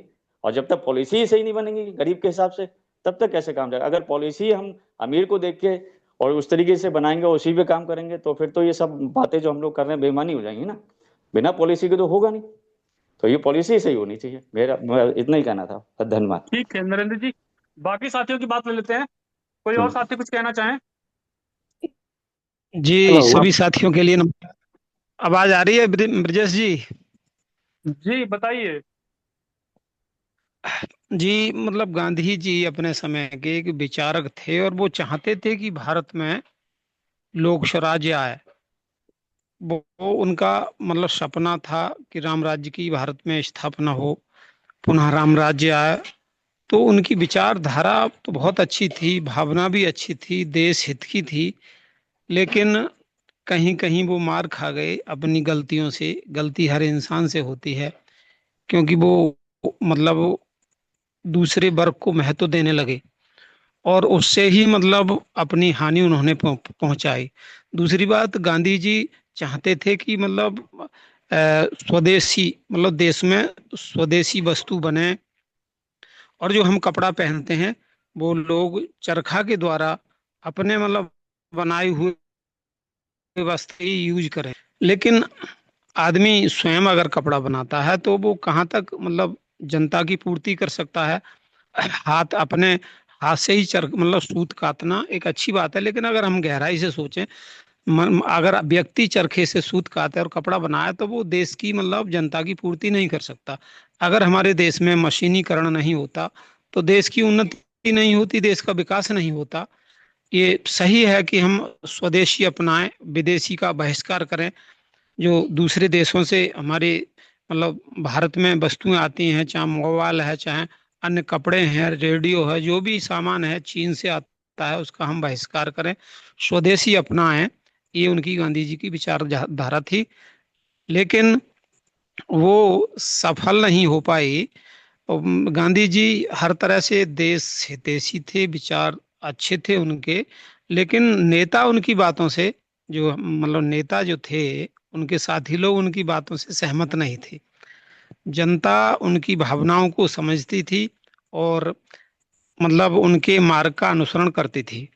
लेकिन गांधी जी का जो मार्ग है, गांधी मार्ग से मतलब पूंजीवाद और साम्यवाद तो परास्त नहीं हो सकता। साम्यवाद परास्त हो जाएगा लेकिन पूंजीवाद परास्त नहीं होगा, क्योंकि पूंजीवाद अगर हमारे देश में देश का मतलब किसी तरह से मतलब पूंजीपतियों के द्वारा अगर देश में मतलब विकास नहीं होगा, या देश का कृषक जो है वो विकास नहीं करेगा, तो हमारी जो पूंजी व्यवस्था है पूंजीवाद की, वो चौपट हो जाएगी। तो गांधी जी के विचार तो अच्छे थे, लेकिन नेता जो है उनकी बातों से, भारतीय नेता उनकी बातों से, उनकी विचारों से असंतुष्ट रहते थे। बस इतना ही कहूंगा। जी धन्यवाद। मैं बबलू जी कुछ कुछ बोलूं? कहना चाह रहे हैं? हेलो। हेलो। जी बताइए। नमस्कार भैया। अभी हमारे भाई साहब नरेंद्र जी बोल रहे थे, मैं एक बिंदु पर उनको दे दूं, क्लियर कर दूं, फिर मैं गांधी जी के बारे में कहूंगा। जो बिहार में जमीन अदानी को दिया गया 1 रुपए में, इसकी बातें वो अभी कर रहे थे कि दे दिया गया। तो एक प्रक्रिया 2012 से चल रही थी और इसमें भारत के टॉप 4 बड़ी कंपनियां का टेंडर खुला था विद्युत उत्पादन इकाई के लिए। टेंडर खुला जिसमें सबसे कम टेंडर 6 रुपए 1 पैसे से कम, 0.75, एक टेंडर खुला अदानी का, और सबसे कम टेंडर बोली अदानी ने लगाया। इस कंडीशन पे 26,000 करोड़ का इन्वेस्ट आएगा और समथिंग 12,000 लोगों को बिहार में नौकरी मिलेगा। तो किसी भी कंपनी, गवर्नमेंट की पॉलिसी होती है, अगर हम आप भी लगाना चाहें तो गवर्नमेंट देती है। वो जमीन अपने को नहीं देती है, वो लीज रहता है। जब तक प्रोजेक्ट पर चलेगा तब तक लीज रहेगा, गवर्नमेंट को लीज देना पड़ेगा, लीज पर होता है। तो मूल्य निर्धारण 1 रुपए किया जाता है, मगर लीज तो अलग से तो देना ही पड़ता है। तो एक कोई मोदी जी ने दिया, वो प्रक्रिया कहा था, प्रक्रिया के तहत अदानी ने दिया है। बात रही महात्मा गांधी जी की, तो मैं देख रहा था महात्मा गांधी 1915 में अफ्रीका से यहाँ आए, दक्षिण अफ्रीका से भारत आए, और उसी वर्ष इन्होंने कांग्रेस ज्वाइन कर लिया, जिसकी स्थापना एओ उन्नीस 1885 में किए थे। एक ब्रिटिश शासक किस उद्देश्य से कांग्रेस की स्थापना किया, वो तो जाने, और कांग्रेस के स्थापित वाले लोग जाने कि किस साजिश के तहत स्थापना किया गया। जिसके स्थापक ही कांग्रेस थे, जिसमें आज भी विवाद बना हुआ है। 15 में स्थापन किए, 2 साल तक इन्होंने भ्रमण किया, बाकी काम किए। 17 से ये जो है सक्रिय राजनीति में आ गए। 19 में इन्होंने पहला नमक आंदोलन चलाया। तो जब यह उस समय, तब तक उस दौरान 17 से 19 के बीच में प्रथम विश्व युद्ध प्रारंभ हो चुका था। कुछ स्थिति इनको समझ में आने लगा कि भारत हो सकता है 1857 के बाद हो सकता है भारत को आजादी मिल जाए। इन्होंने भी प्रयास किया अपने स्तर से,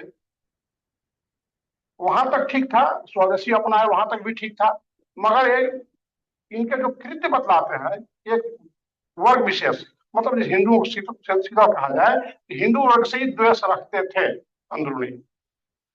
क्योंकि बंगाल का भी एक घटना आता है, एक घटना समथिंग एग्जैक्ट डेट तो नहीं जानकारी है, लगभग 20-22 के आसपास की घटना थी। इन्होंने एक मंदिर में नमाज तो पढ़ा, मगर किसी मस्जिद में इन्होंने हनुमान चालीसा या कोई धार्मिक ग्रंथ पढ़ने का प्रयत्न नहीं किया, न हिम्मत जुटा पाए। तो इस प्रकार दो चार ऐसे घटनाएं हैं जो इनके कृत्य हैं, जो लोगों के मन में, हिंदुओं के मन में असंतोष पैदा करते हैं। बाकी सिद्धांत इनके अच्छे थे। तो इनको अनुभव हो गया था कि भारत को जल्दी आजादी मिल जाएगा, इस उद्देश्य से लेकर या और कोई योजना रहा हो, ये उस राजनीति में आगे सके, राजनीति में। बाकी इनके नीति तो मतलब जो था स्वदेशी ठीक अपनाया गया। उस समय चरखा, क्योंकि विदेशी कपड़े आते थे अपने देश में, कपास होता था, सूत बनाना, लोगों को बदला सूत बनाइए, कपड़े की आपूर्ति किया जा सकती नहीं, मगर उस समय समथिंग भारत की आबादी हम देखा 18-20 करोड़ के समथिंग था। 1919-20 के जो डाटा बताता है उसके अनुसार 18 से 20 करोड़ भारत की आबादी थी।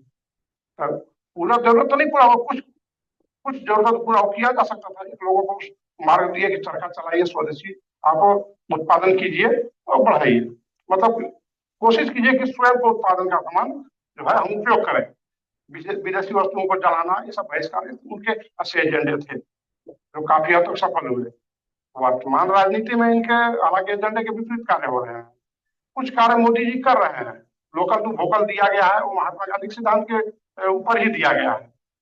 जो मोदी जी योजना दिए लोकल फॉर वोकल का, जो योजना लगाए हैं मोदी जी, ये महात्मा गांधी के सिद्धांत पे ही कार्य हो रहा है। कुछ सिद्धांत इनके परिपालन में वर्तमान दौर में मोदी सरकार में कार्य कर रही है।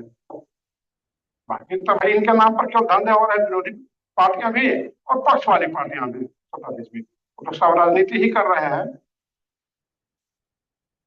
बस, धन्यवाद। मैं कुछ बोलना चाहूंगा, मैं जो 2 मिनट रखूंगा। नरेंद्र जी, पहले और साथियों की बात ले लेते हैं। जी हेलो जी, बताइए आदरणीय। सभी विद्वत साथियों का अभिवादन है। आज जो है गांधीवाद और गांधी विचारधारा और साम्यवाद और साम्यवादी विचारधारा पर मुख्य विषय पर चर्चा हो रही है। तो जो भी स्वराज्य के बारे में या स्वदेशी के बारे में, आत्मनिर्भरता के बारे में, सत्य और अहिंसा के बारे में जो गांधी जी का मूल तथ्य था, इन पर जो चर्चा हो रही है, तो ये सब देश काल और परिस्थिति पर बहुत सा चीज निर्भर करता है। अब गांधी जी के बाद पहले भी उस समय की क्या स्थिति थी, उसके अनुसार उस समय के जो मार्गदर्शक थे वो स्वराज की बात कही। वो स्वराज आते आते जब हम गुलामी काल में थे तो हमें जो है, चाहे वह कोई धर्म जात संप्रदाय का हो, सबसे एकजुटता बनाकर और हमें गुलामी की जंजीर से छूटने के लिए स्वराज्य लाना था। तो उसी स्वराज्य को गांधी जी ने इस गुलामी के काल में उस समय की जैसी स्थिति थी उस प्रकार से उन्होंने सभी धर्मों और संप्रदायों से संतुलन बनाने का प्रयास किया और उसी प्रयास को सत्य और अहिंसा के मार्ग पर लेकर चलते हुए और आगे अंतिम समय में इन्होंने स्वराज्य दिलवाकर और फिर इनकी जैसे भी हुई हत्या हुई। लेकिन उनकी जो विचारधारा है वो क्या विचारधारा है कि सत्य और अहिंसा। सत्य ही जो है वो मानव को शांति दे सकता है, प्रेम दे सकता है, आनंद दे सकता है, एक सुखी जीवन दे सकता है। अहिंसा की मार्ग ही है जो अब सबके अंदर आध्यात्मिक और सद्भावना जो है जागृत कर सकता है। तो उन्होंने इस मार्ग को अपनाया। और जो खादी है या चरखा है या किसी प्रकार का स्वदेशी है, उसका मूल उद्देश्य यही था कि हम जो हैं आत्मनिर्भर कैसे होंगे, चाहे वह कृषि क्षेत्र में हो, चाहे वह वस्त्र का क्षेत्र, अन्न का क्षेत्र हो, चाहे वह वस्त्र का क्षेत्र हो, रोटी कपड़ा मकान का क्षेत्र हो। चरखे का कोई उसमें उस समय का जो है स्थिति था। आज का स्थिति दूसरा कहता है आत्मनिर्भर होने का, विकसित भारत होने का। तो आज की स्थिति के हिसाब से हमको आत्मनिर्भर होना है। जब हम आत्मनिर्भर होंगे और किसी पर हम डिपेंड नहीं रहेंगे तो हमको उसकी गुलामी भी नहीं करना पड़ेगा। हमको सुरक्षा के क्षेत्र में भी आत्मनिर्भर रहना पड़ेगा, हमको उद्योग के क्षेत्र में भी आत्मनिर्भर होना पड़ेगा, हमें पूंजी के क्षेत्र में भी आत्मनिर्भर होना पड़ेगा, कृषि कार्य, शिक्षा का कार्य, स्वास्थ्य, हर एक चीज में आत्मनिर्भर होना पड़ेगा। और जितनी ही हम आत्मनिर्भरता अपने जनता को, अपने नागरिकों को दे सकते हैं और कितना हम उनको स्वतंत्रता दे सकते हैं और आत्मनिर्भरता दे सकते हैं, उतना ही परसेंट हम समझिए कि जो सत्ता है वो हमको स्वराज्य दे रहा है। पूर्ण स्वराज्य जो है, अपना राज्य जो है व्यक्ति व्यक्ति का, पूरे समाज का है। ये पूरा कोई भारत का नहीं है। वैसे स्वराज कहिए कि हर एक व्यक्ति का, मतलब पूरे विश्व के व्यक्तियों को स्वराज्य मिलना चाहिए। और वो अगर मिल सकता है तो सत्य अहिंसा के मार्ग से ही मिल सकता है और आत्मनिर्भरता के मार्ग से ही मिल सकता है। तो गांधी की विचारधारा ये थी। अब इसमें हर एक व्यक्ति के भी अंदर जो होता है, एक राक्षसी प्रवृत्ति होता है या एक देव की प्रवृत्ति होती है। उसी प्रकार से हर एक संप्रदाय, जात और पूरे विश्व में है। तो हम देवत्व की ओर, धर्म की ओर कितना आ सकते हैं, इस पर डिपेंड करता है। तो ये विचारधारा जो है इनकी, इसी विचारधारा पर आज मां संस्थान जो है सत्य और अहिंसा पर ही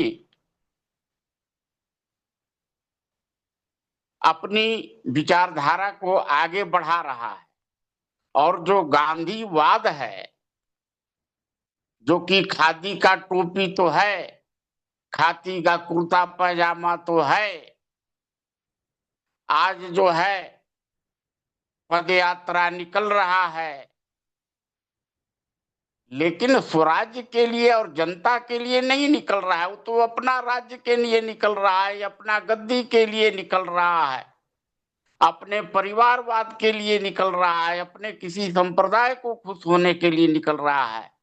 तो वो जो है सो गांधीवाद है कि दिखाते तो हैं गांधी का रूप, गांधी का मार्ग दिखाते हैं, लेकिन उसके अंदर जो है केवल दोष ही दोष भरा हुआ है। लेकिन आज अगर हम कहें हमारी सरकार है, तो गांधी के मार्ग पर और गांधी की कुछ जो है आंशिक रूप से इस राष्ट्र को और पूरे विश्व को संदेश दे रहा है कि आप सत्य और अहिंसा का मार्ग अपनाइए। रसिया और यूक्रेन को भी दे रहा है कि आप हिंसा का मार्ग मत अपनाइए। चीन को भी दे रहा है, इजराइल को भी दे रहा है, सबको दे रहा है कि आप हिंसा का मार्ग मत अपनाइए। अगर आप सत्य और अहिंसा का मार्ग अपनाइएगा तभी जो है स्वराज जो है कितना आप स्वतंत्रता दे सकते हैं अपने नागरिकों को, ये आप अगर सत्ता में हैं तो आप पर डिपेंड करता है। ये गांधी की बात हुई। दूसरा साम्यवादियों की बात है। तो साम्यवाद जो है वो सर्वप्रथम तो सर्वहारा गर्ग हर एक गरीबों को जो है सबका धन हो, इस आधार पर इन्होंने अपने व्यवस्था को बनाया। लेकिन आज सबसे ज्यादा हिंसा उन्हीं में है और सबको जब एक करके बनाया तो आज सबसे ज्यादा उनके सिद्धांत में ही है कि सबको वर्ग के आधार पर, अमीर गरीब के आधार पर बांटो, पूंजीपतियों का अप्रत्यक्ष रूप से मदद करो और श्रमिकों के लिए जो उन्होंने बनाया, मजदूरों के लिए बनाया, गरीबों के लिए बनाया कि सबको हम समान रूप से राज्य में हिस्सा देंगे, उनका शोषण करने का वो तरीका अपना रहे हैं। तो ये जो दो मुही व्यवस्था है, साम्यवादी का भी विचारधारा एक अलग है जो सबको समान रूप से संपत्ति देना है, समान रूप से सुविधा देना है, समान रूप से सब व्यवस्था देना है। लेकिन जब सत्ता आ गई तो साम्यवादी केवल नाम का है और वहां पर पूरे प्रकार से तानाशाही है और केवल हिंसात्मक वातावरण है। तो ये जो परिस्थितियां हैं ये दोनों को डिफर करती है। अगर वास्तव में साम्यवाद हो, समानता का व्यवहार हो, समान नागरिक संहिता की जो बात होती है और गांधी का विचारधारा हो तो विश्व में कहीं न झगड़ा होगा, न कहीं लड़ाई होगा, सारा राम राज्य होगा और सुख शांति से सब कुछ चलेगा। लेकिन ऐसा पूर्ण रूप से ये नेचुरल है, संभव नहीं है। लेकिन जितना हम प्रयास कर सकते हैं, हम लोग गांधी की विचारधारा पर, सत्य और अहिंसा के मार्ग पर अपना हम लोग चल रहे हैं। और जो गांधी जी का एक ट्रस्टीशिप है, जो पूंजीपति की बात आई, तो जहां तक हम देखते हैं कि गांधी जी का कहना था कि जो भी पूंजीपतियों या उद्योगपतियों के पास धन है वह जो हमारे उनके अलावा जितने भी चाहे गरीब ग्रामीण जितने भी कृषक हों, इनकी जितना वो उपयोग कर सकते हैं और बाकी जो उनके पास धन है वो इन गरीबों का और मजदूरों का, इन सबका उनके पास धरोहर है और वो उसको अपने पास इनके धरोहर को रख रहे हैं।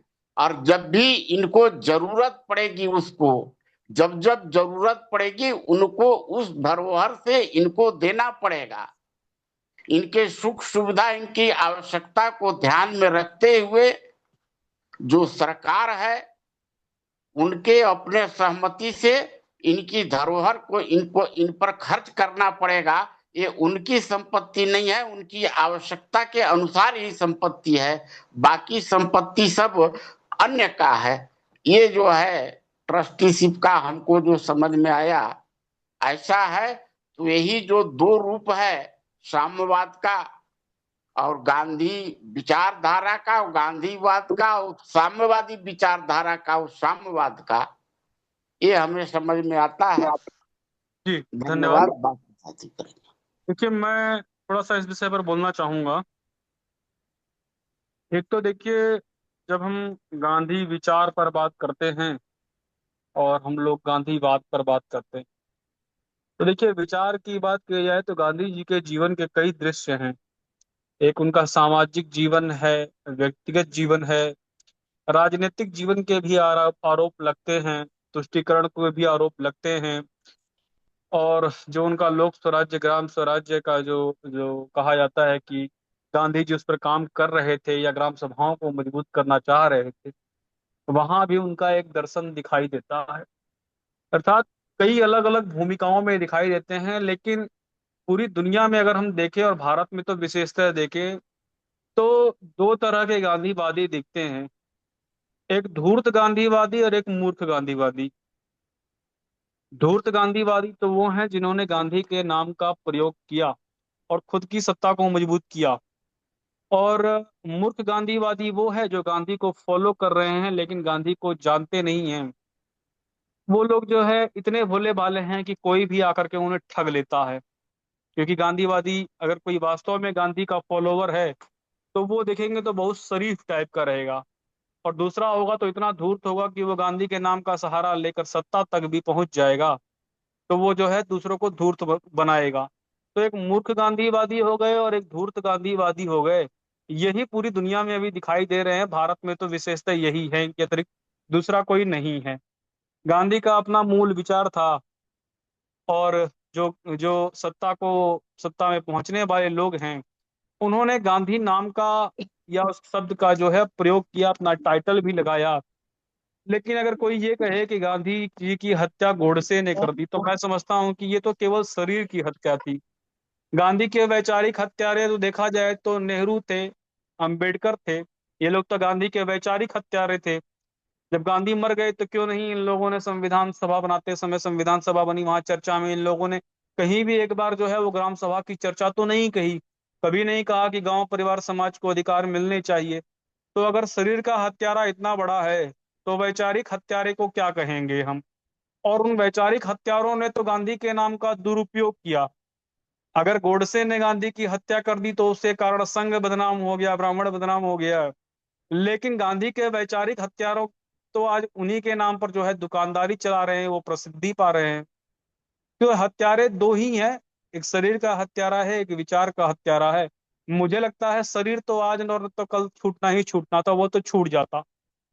ना तो सदा सर्वदा बजरंग मुनि रहने वाले हैं, न मैं और आप रहने वाले हैं, न गांधी रहे, न जयप्रकाश नारायण रहे, न लोहिया रहे, न महर्षि दयानंद सरस्वती रहे। लेकिन आप ऋषि दयानंद को माने और उनके ही विचारों की हत्या करें, वो तो बड़े जो है खराब बात मुझे दिखाई देती है। लेकिन गांधी के रास्ते पर जयप्रकाश नारायण जो है वो चलते हुए दिखाई देते हैं।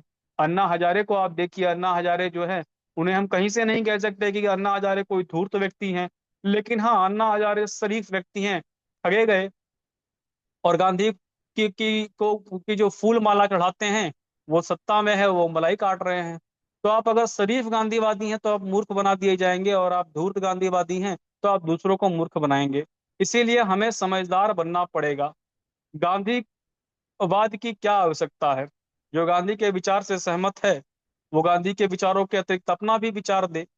हाँ, देश काल परिस्थितियों के अनुसार संशोधन की आवश्यकता होती ही है। गांधी जी ने जिस समय कोई विचार दिया था उस समय दिया था। अब हम अपना कुछ नया विचार देने के लिए सोचे, अगर उससे उसमें कुछ संशोधन की भी आवश्यकता पड़ती है तो करेंगे। गांधी जी ने जब ग्राम सभा की बात करी, ग्राम स्वराज्य की बात करी, तब गांवों में जो है कम लोग रहते थे। जनसंख्या भारत की 35 करोड़ थी, आज हमारी 140 करोड़ से ऊपर है। हमारी नीतियां परिवार सभा के अंतर्गत बनेगी। हम क्यों ग्राम सभा को मजबूत करने की बात करें? ग्राम सभा भी मजबूत हो, उससे हम छोटी इकाई पर चले जाएंगे। अब परिवार सभा की जो है आवश्यकता है, परिवार अपना आंतरिक संविधान बना ले। तो परिस्थितियां जो है वो निर्धारित करती हैं हमें कैसी व्यवस्था का निर्माण करना है। गांधी जी ने जो उस समय विचार दिया होगा, जो ट्रस्टिज्म का सिद्धांत था, वो क्लियर हो नहीं पाया। हाँ, लेकिन कुल मिला जुलाकर एक बात दिखती है, गांधी जी ये तो चाहते थे कि सत्ता और समाज का जो संघर्ष हो उसमें जो है समाज मजबूत रहे। जयप्रकाश नारायण भी सत्ता और समाज की लड़ाई लड़ रहे थे। और जो अन्ना हजारे का जो जो आंदोलन था वो भी सत्ता और समाज का संघर्ष था। हम लोग भी जो काम कर रहे हैं इसमें कहीं ना कहीं सत्ता और समाज का संघर्ष है। हम लोग कोई आंदोलन तो कर नहीं रहे हैं, लेकिन कुल मिला जुला करके बात यही है कि राज्य कमजोर हो और समाज मजबूत हो, और राज्य कभी ऐसा होने नहीं देगा। इसीलिए राज्य जो है वह जाति धर्म और अन्य चीजों में हमको उलझा करके रखेगा ही रखेगा। प्रश्न यह उठता है, गांधी सफल हुए कि असफल हुए? तो अगर हम देखते हैं 1919 में जो नॉन कॉपरेशन मूवमेंट चलता है या 1920 में हुआ, तो ये इसीलिए हुआ था कि हम विदेशी वस्तुओं का बहिष्कार करें, अर्थात निर्यात बढ़े और आयात घटे। अब प्रश्न आज का हम कर लेते हैं, आज की स्थिति का आकलन करें तो हमारा आयात बढ़ा है कि घटा है? अगर हमारा आयात बढ़ा है और निर्यात घटा है तो गांधी असफल हुए हैं, और अगर हमारा निर्यात जो है बढ़ गया है, आयात कम हुआ है, तो हम गांधी को सफल मान लें। लेकिन बाहर से आया हुआ कपड़ा पहनने वाला व्यक्ति भी गांधी को गाली देता है। स्वदेशी का की बात करने वाला भी व्यक्ति जो है, भले ही वो इंग्लैंड और लंदन का पहन ले, वो जर्मनी जापान का पहन ले, लेकिन गांधी को ऐसे गाली देता है जैसे कि वो खुद एक ऐसे देश में है जहां आत्मनिर्भर है, या हम दूसरों से आयात नहीं कर रहे हैं। जब हमारी डिपेंडेंसी ही दूसरों पर है, हम प्रोडक्शन कर ही नहीं रहे हैं, तो वास्तव में गांधी विचार जो है वो असफल दिखाई देता है। गांधी विचारों की सफलता इसी बात पर है, कम से कम अपनी आवश्यकता का 80% उत्पादन जो है वो गांव जिला कर सके। और विश्व व्यवस्था में बात करें तो विश्व व्यवस्था में हमारा निर्यात बढ़े, हम लोग पूरी तरह से एक आयातित देश न बन जाएं। और चलिए ठीक है, हमने वस्तुओं पर तो आयात किया ही किया, हमने तो विचार भी आयात कर लिए, हमने तो संविधान भी आयातित ले लिया है, हमने तो व्यवस्थाएं भी आयातित ली है, शिक्षा व्यवस्था भी सब कुछ ली है। तो फिर गांधी कितने सफल हुए, भगत सिंह और चंद्रशेखर आजाद कितने सफल हुए? हम कहते हैं गांधी जी ने स्वतंत्रता दिलाई, हो सकता है सबने मिलकर दिलाई हो, राष्ट्रीय स्वतंत्रता आ गई, सामाजिक स्वतंत्रता नहीं आई, आर्थिक स्वतंत्रता नहीं आई। सामाजिक स्वतंत्रता हमारी जो है अभी भी जो है वो राज्य के ही अधीन है, और जब तक समाज जो है वह तंत्र से मुक्त नहीं होगा तब तक गांधी का ग्राम स्वराज्य या गांधी की स्वतंत्रता अधूरी है। क्योंकि गांधी दो मोर्चों पर लड़ रहे थे, एक राष्ट्रीय स्वतंत्रता, एक सामाजिक स्वतंत्रता। राष्ट्रीय स्वतंत्रता मिल गई है, सामाजिक स्वतंत्रता बाकी है। आर्थिक स्वतंत्रता भी हमारी जो है वो पूंजीपतियों के हाथ में है। तो जब तक जो हम लोक स्वराज्य की बात करते हैं, ग्राम स्वराज्य की बात करते हैं, परिवारों को संवैधानिक अधिकार देने की बात करते हैं, 73वें 74वें संविधान संशोधन को लागू करने की बात करते हैं, ये सफल नहीं होगा तब तक गांधी पूरी तरह सफल नहीं है। आंशिक रूप से तो सफल है। इसीलिए गांधी के शरीर की हत्या से अधिक गांधी के वैचारिक हत्यारों को मैं बड़ा खतरनाक मानता हूँ। और वो कम्युनिस्ट हो, चाहे अम्बेडकरवादी हो, चाहे नेहरूवादी हो, चाहे वो सावरकरवादी हो, चाहे कोई भी वादी हो, जो वैचारिक हत्यारे हैं, हमें उनसे अब सावधान रहने की आवश्यकता है। क्योंकि शरीर की हत्या करने वाले ने सिर्फ एक बार हत्या करी, यहाँ प्रतिदिन गांधी के विचारों की हत्या होती है, उस पर जो है सब मौन हो जाते हैं। जी, धन्यवाद। मैं कुछ कहना चाहूंगा। जी बोलिए। हेलो, विशेष जी, मैं बोलना चाह रहा हूँ। नरेंद्र जी बताइए। नरेंद्र जी, मैं क्या कुछ बोल लूं 2 मिनट, क्योंकि जी जी, आप लेट बोलिए काफी हो पहले। गया। जी जी मैं बोलूं? हाँ बोलिए, आप जी बोलिए। बोलिए। हाँ ठीक, धन्यवाद। वास्तव में जैसा नरेंद्र जी ने विषय शुरू किया था, मुझे लगा हम लोग साम्यवाद और गांधीवाद की एक तुलनात्मक व्याख्या करने की कोशिश करेंगे, लेकिन हमेशा की तरह चर्चा सिर्फ गांधी, गांधी कृत्य, गांधीवाद और गांधी विचार पर ही टिक के रह गई। बिल्कुल सही। फिलहाल मैं इस विषय को 2 मिनट में ही क्लियर करूंगा, क्योंकि समय बहुत हो गया है, प्रश्नोत्तर का समय नहीं रहा। देखिए, गांधी और साम्यवाद, अगर हम इन दोनों की तुलनात्मक अध्ययन करें तो साम्यवाद यह कहता है कि जहां तक भी सत्ता प्राप्ति के लिए झूठ बोल सकते हो अथवा हिंसा हिंसा कर सकते हो, करिए। सत्ता पाना ज्यादा जरूरी है। सत्ता पाने का माध्यम, सत्ता पाने की कहानी चाहे झूठी ही शोषण की कहानियां रचनी पड़े, हम रचेंगे। चाहे किसी कुन्ही लोगों को हमें भड़का करके युद्ध लड़ना पड़े समाज में, हम उसके लिए भी तैयारी करेंगे। यहाँ रामानुजगंज के पास एक छोटा सा गांव है, गोदरमाना। वहां पर एक दुर्गा पांडाल को लेकर के कुछ विवाद हुआ, और कुछ लोगों ने गांव के, यहाँ बाजार के लोगों को भड़काया कि ठीक है, रास्ता हमारा है, रास्ता सार्वजनिक है, हम उसी रास्ते से प्रतिमा ले जाएंगे और जो है वहां पर विसर्जन करेंगे। कुछ लोगों ने, मुसलमानों ने रोकने की कोशिश की, इन लोगों ने जबरदस्ती किया और वहां ले जाकर प्रतिमा का विसर्जन किया। परिणाम यह हुआ कि सरकार वहां पर झारखंड मुक्ति मोर्चा की है और उन्होंने लगभग 100 लोगों के खिलाफ मुकदमा दर्ज किया, जिसमें से 40-42 लोगों के खिलाफ गंभीर धाराओं में मुकदमा दर्ज हुआ। उनकी मदद के लिए उनमें से कोई एक व्यक्ति नहीं दिखा जो उनको उकसा रहा था। एक व्यक्ति उसमें से नहीं दिखे। वह बेचारे सब घर द्वार छोड़ करके झारखंड का बॉर्डर क्रॉस करके कुछ तातापानी में, कुछ अन्य जगहों पर घूम फिर रहे थे।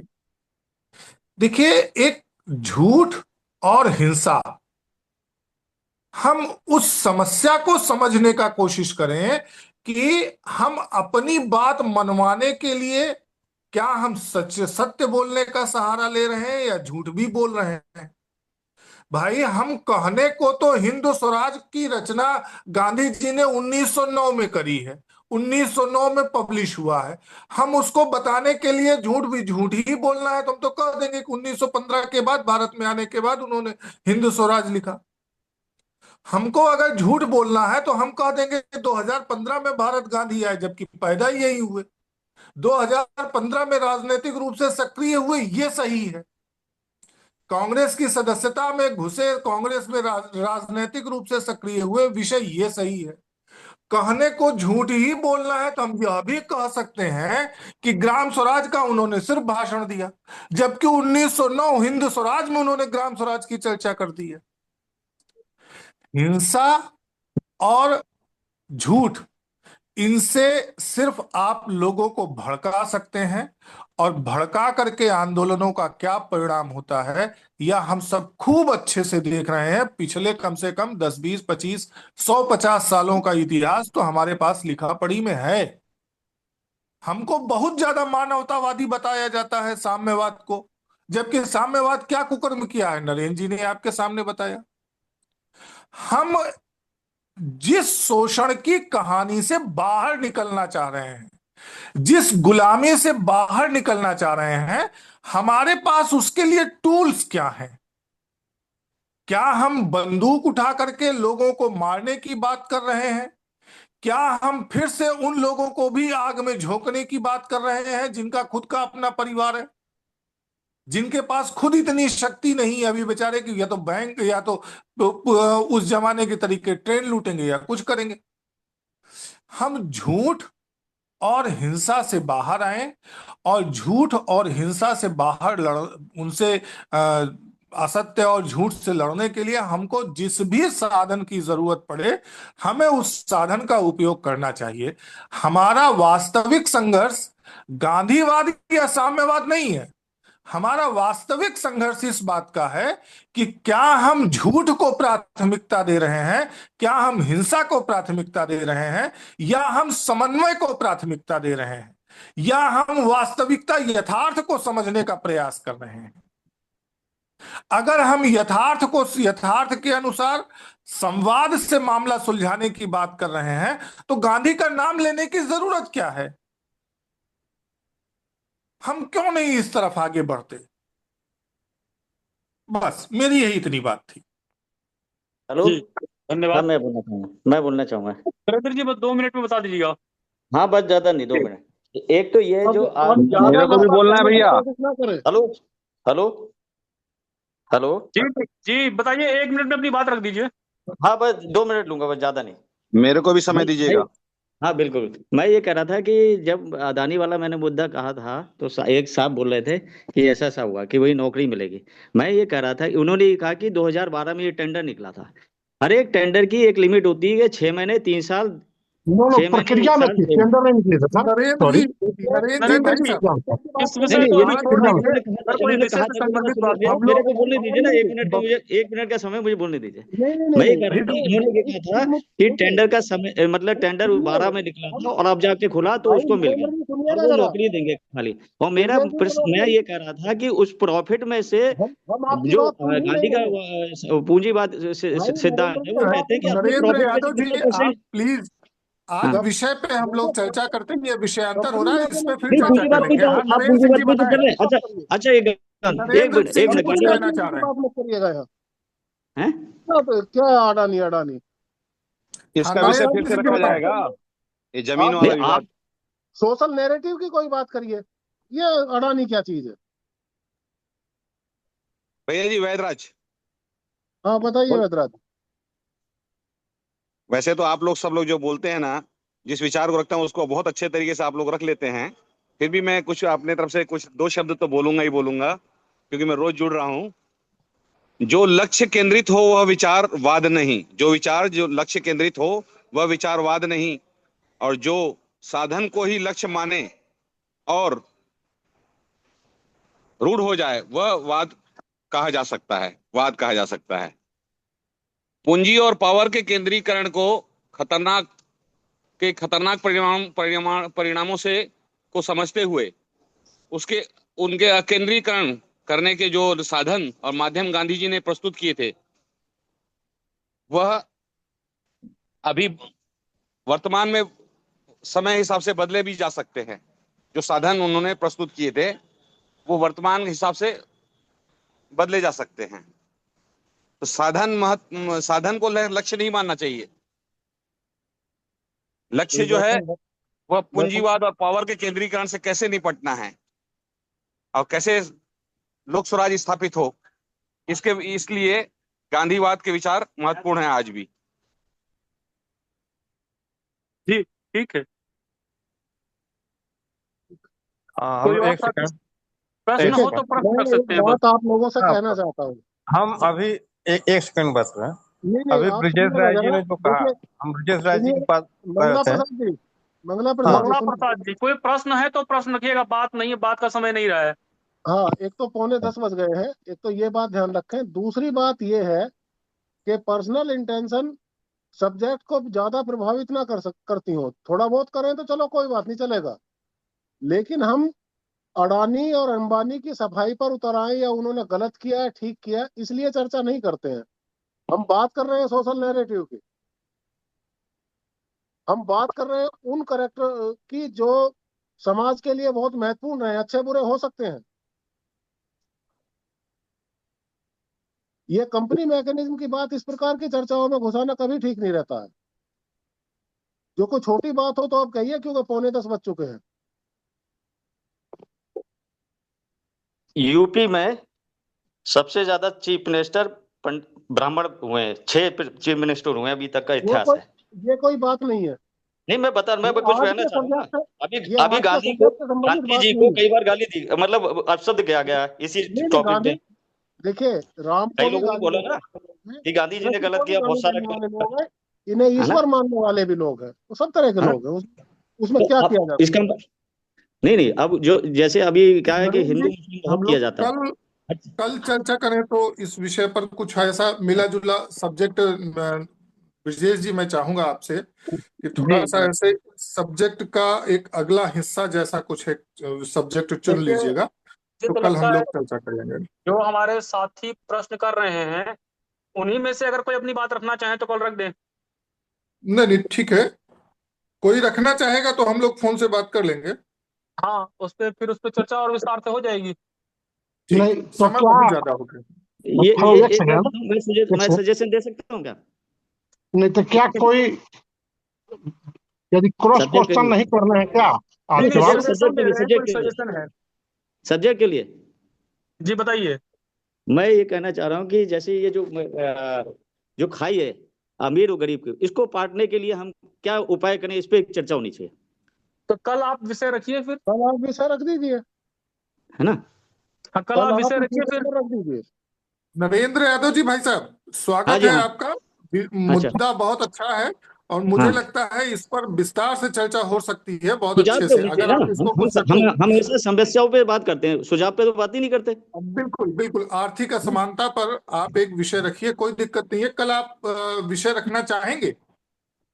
कैसे भेजना किसको है ये बताइए, व्हाट्सएप कर दूंगा मैं। नहीं नहीं, कोई दिक्कत नहीं है। आपसे मैं सूचना, मेरे पास नंबर है आपका, मैं आपसे बात ठीक कर ठीक लूंगा ठीक और ठीक ठीक। ब्रजेश जी को आपका नंबर दे दूंगा। ब्रजेश जी ही कंडक्ट करते हैं, वो कर लेंगे। तो मुझे आप मैं दिन में आपको 12 बजे आज की करीब बैठक समाप्त किया जाए ब्रजेश जी, अब बहुत लेट ठीक हो है, गया है ठीक वैसे। है, समाप्त कर दो।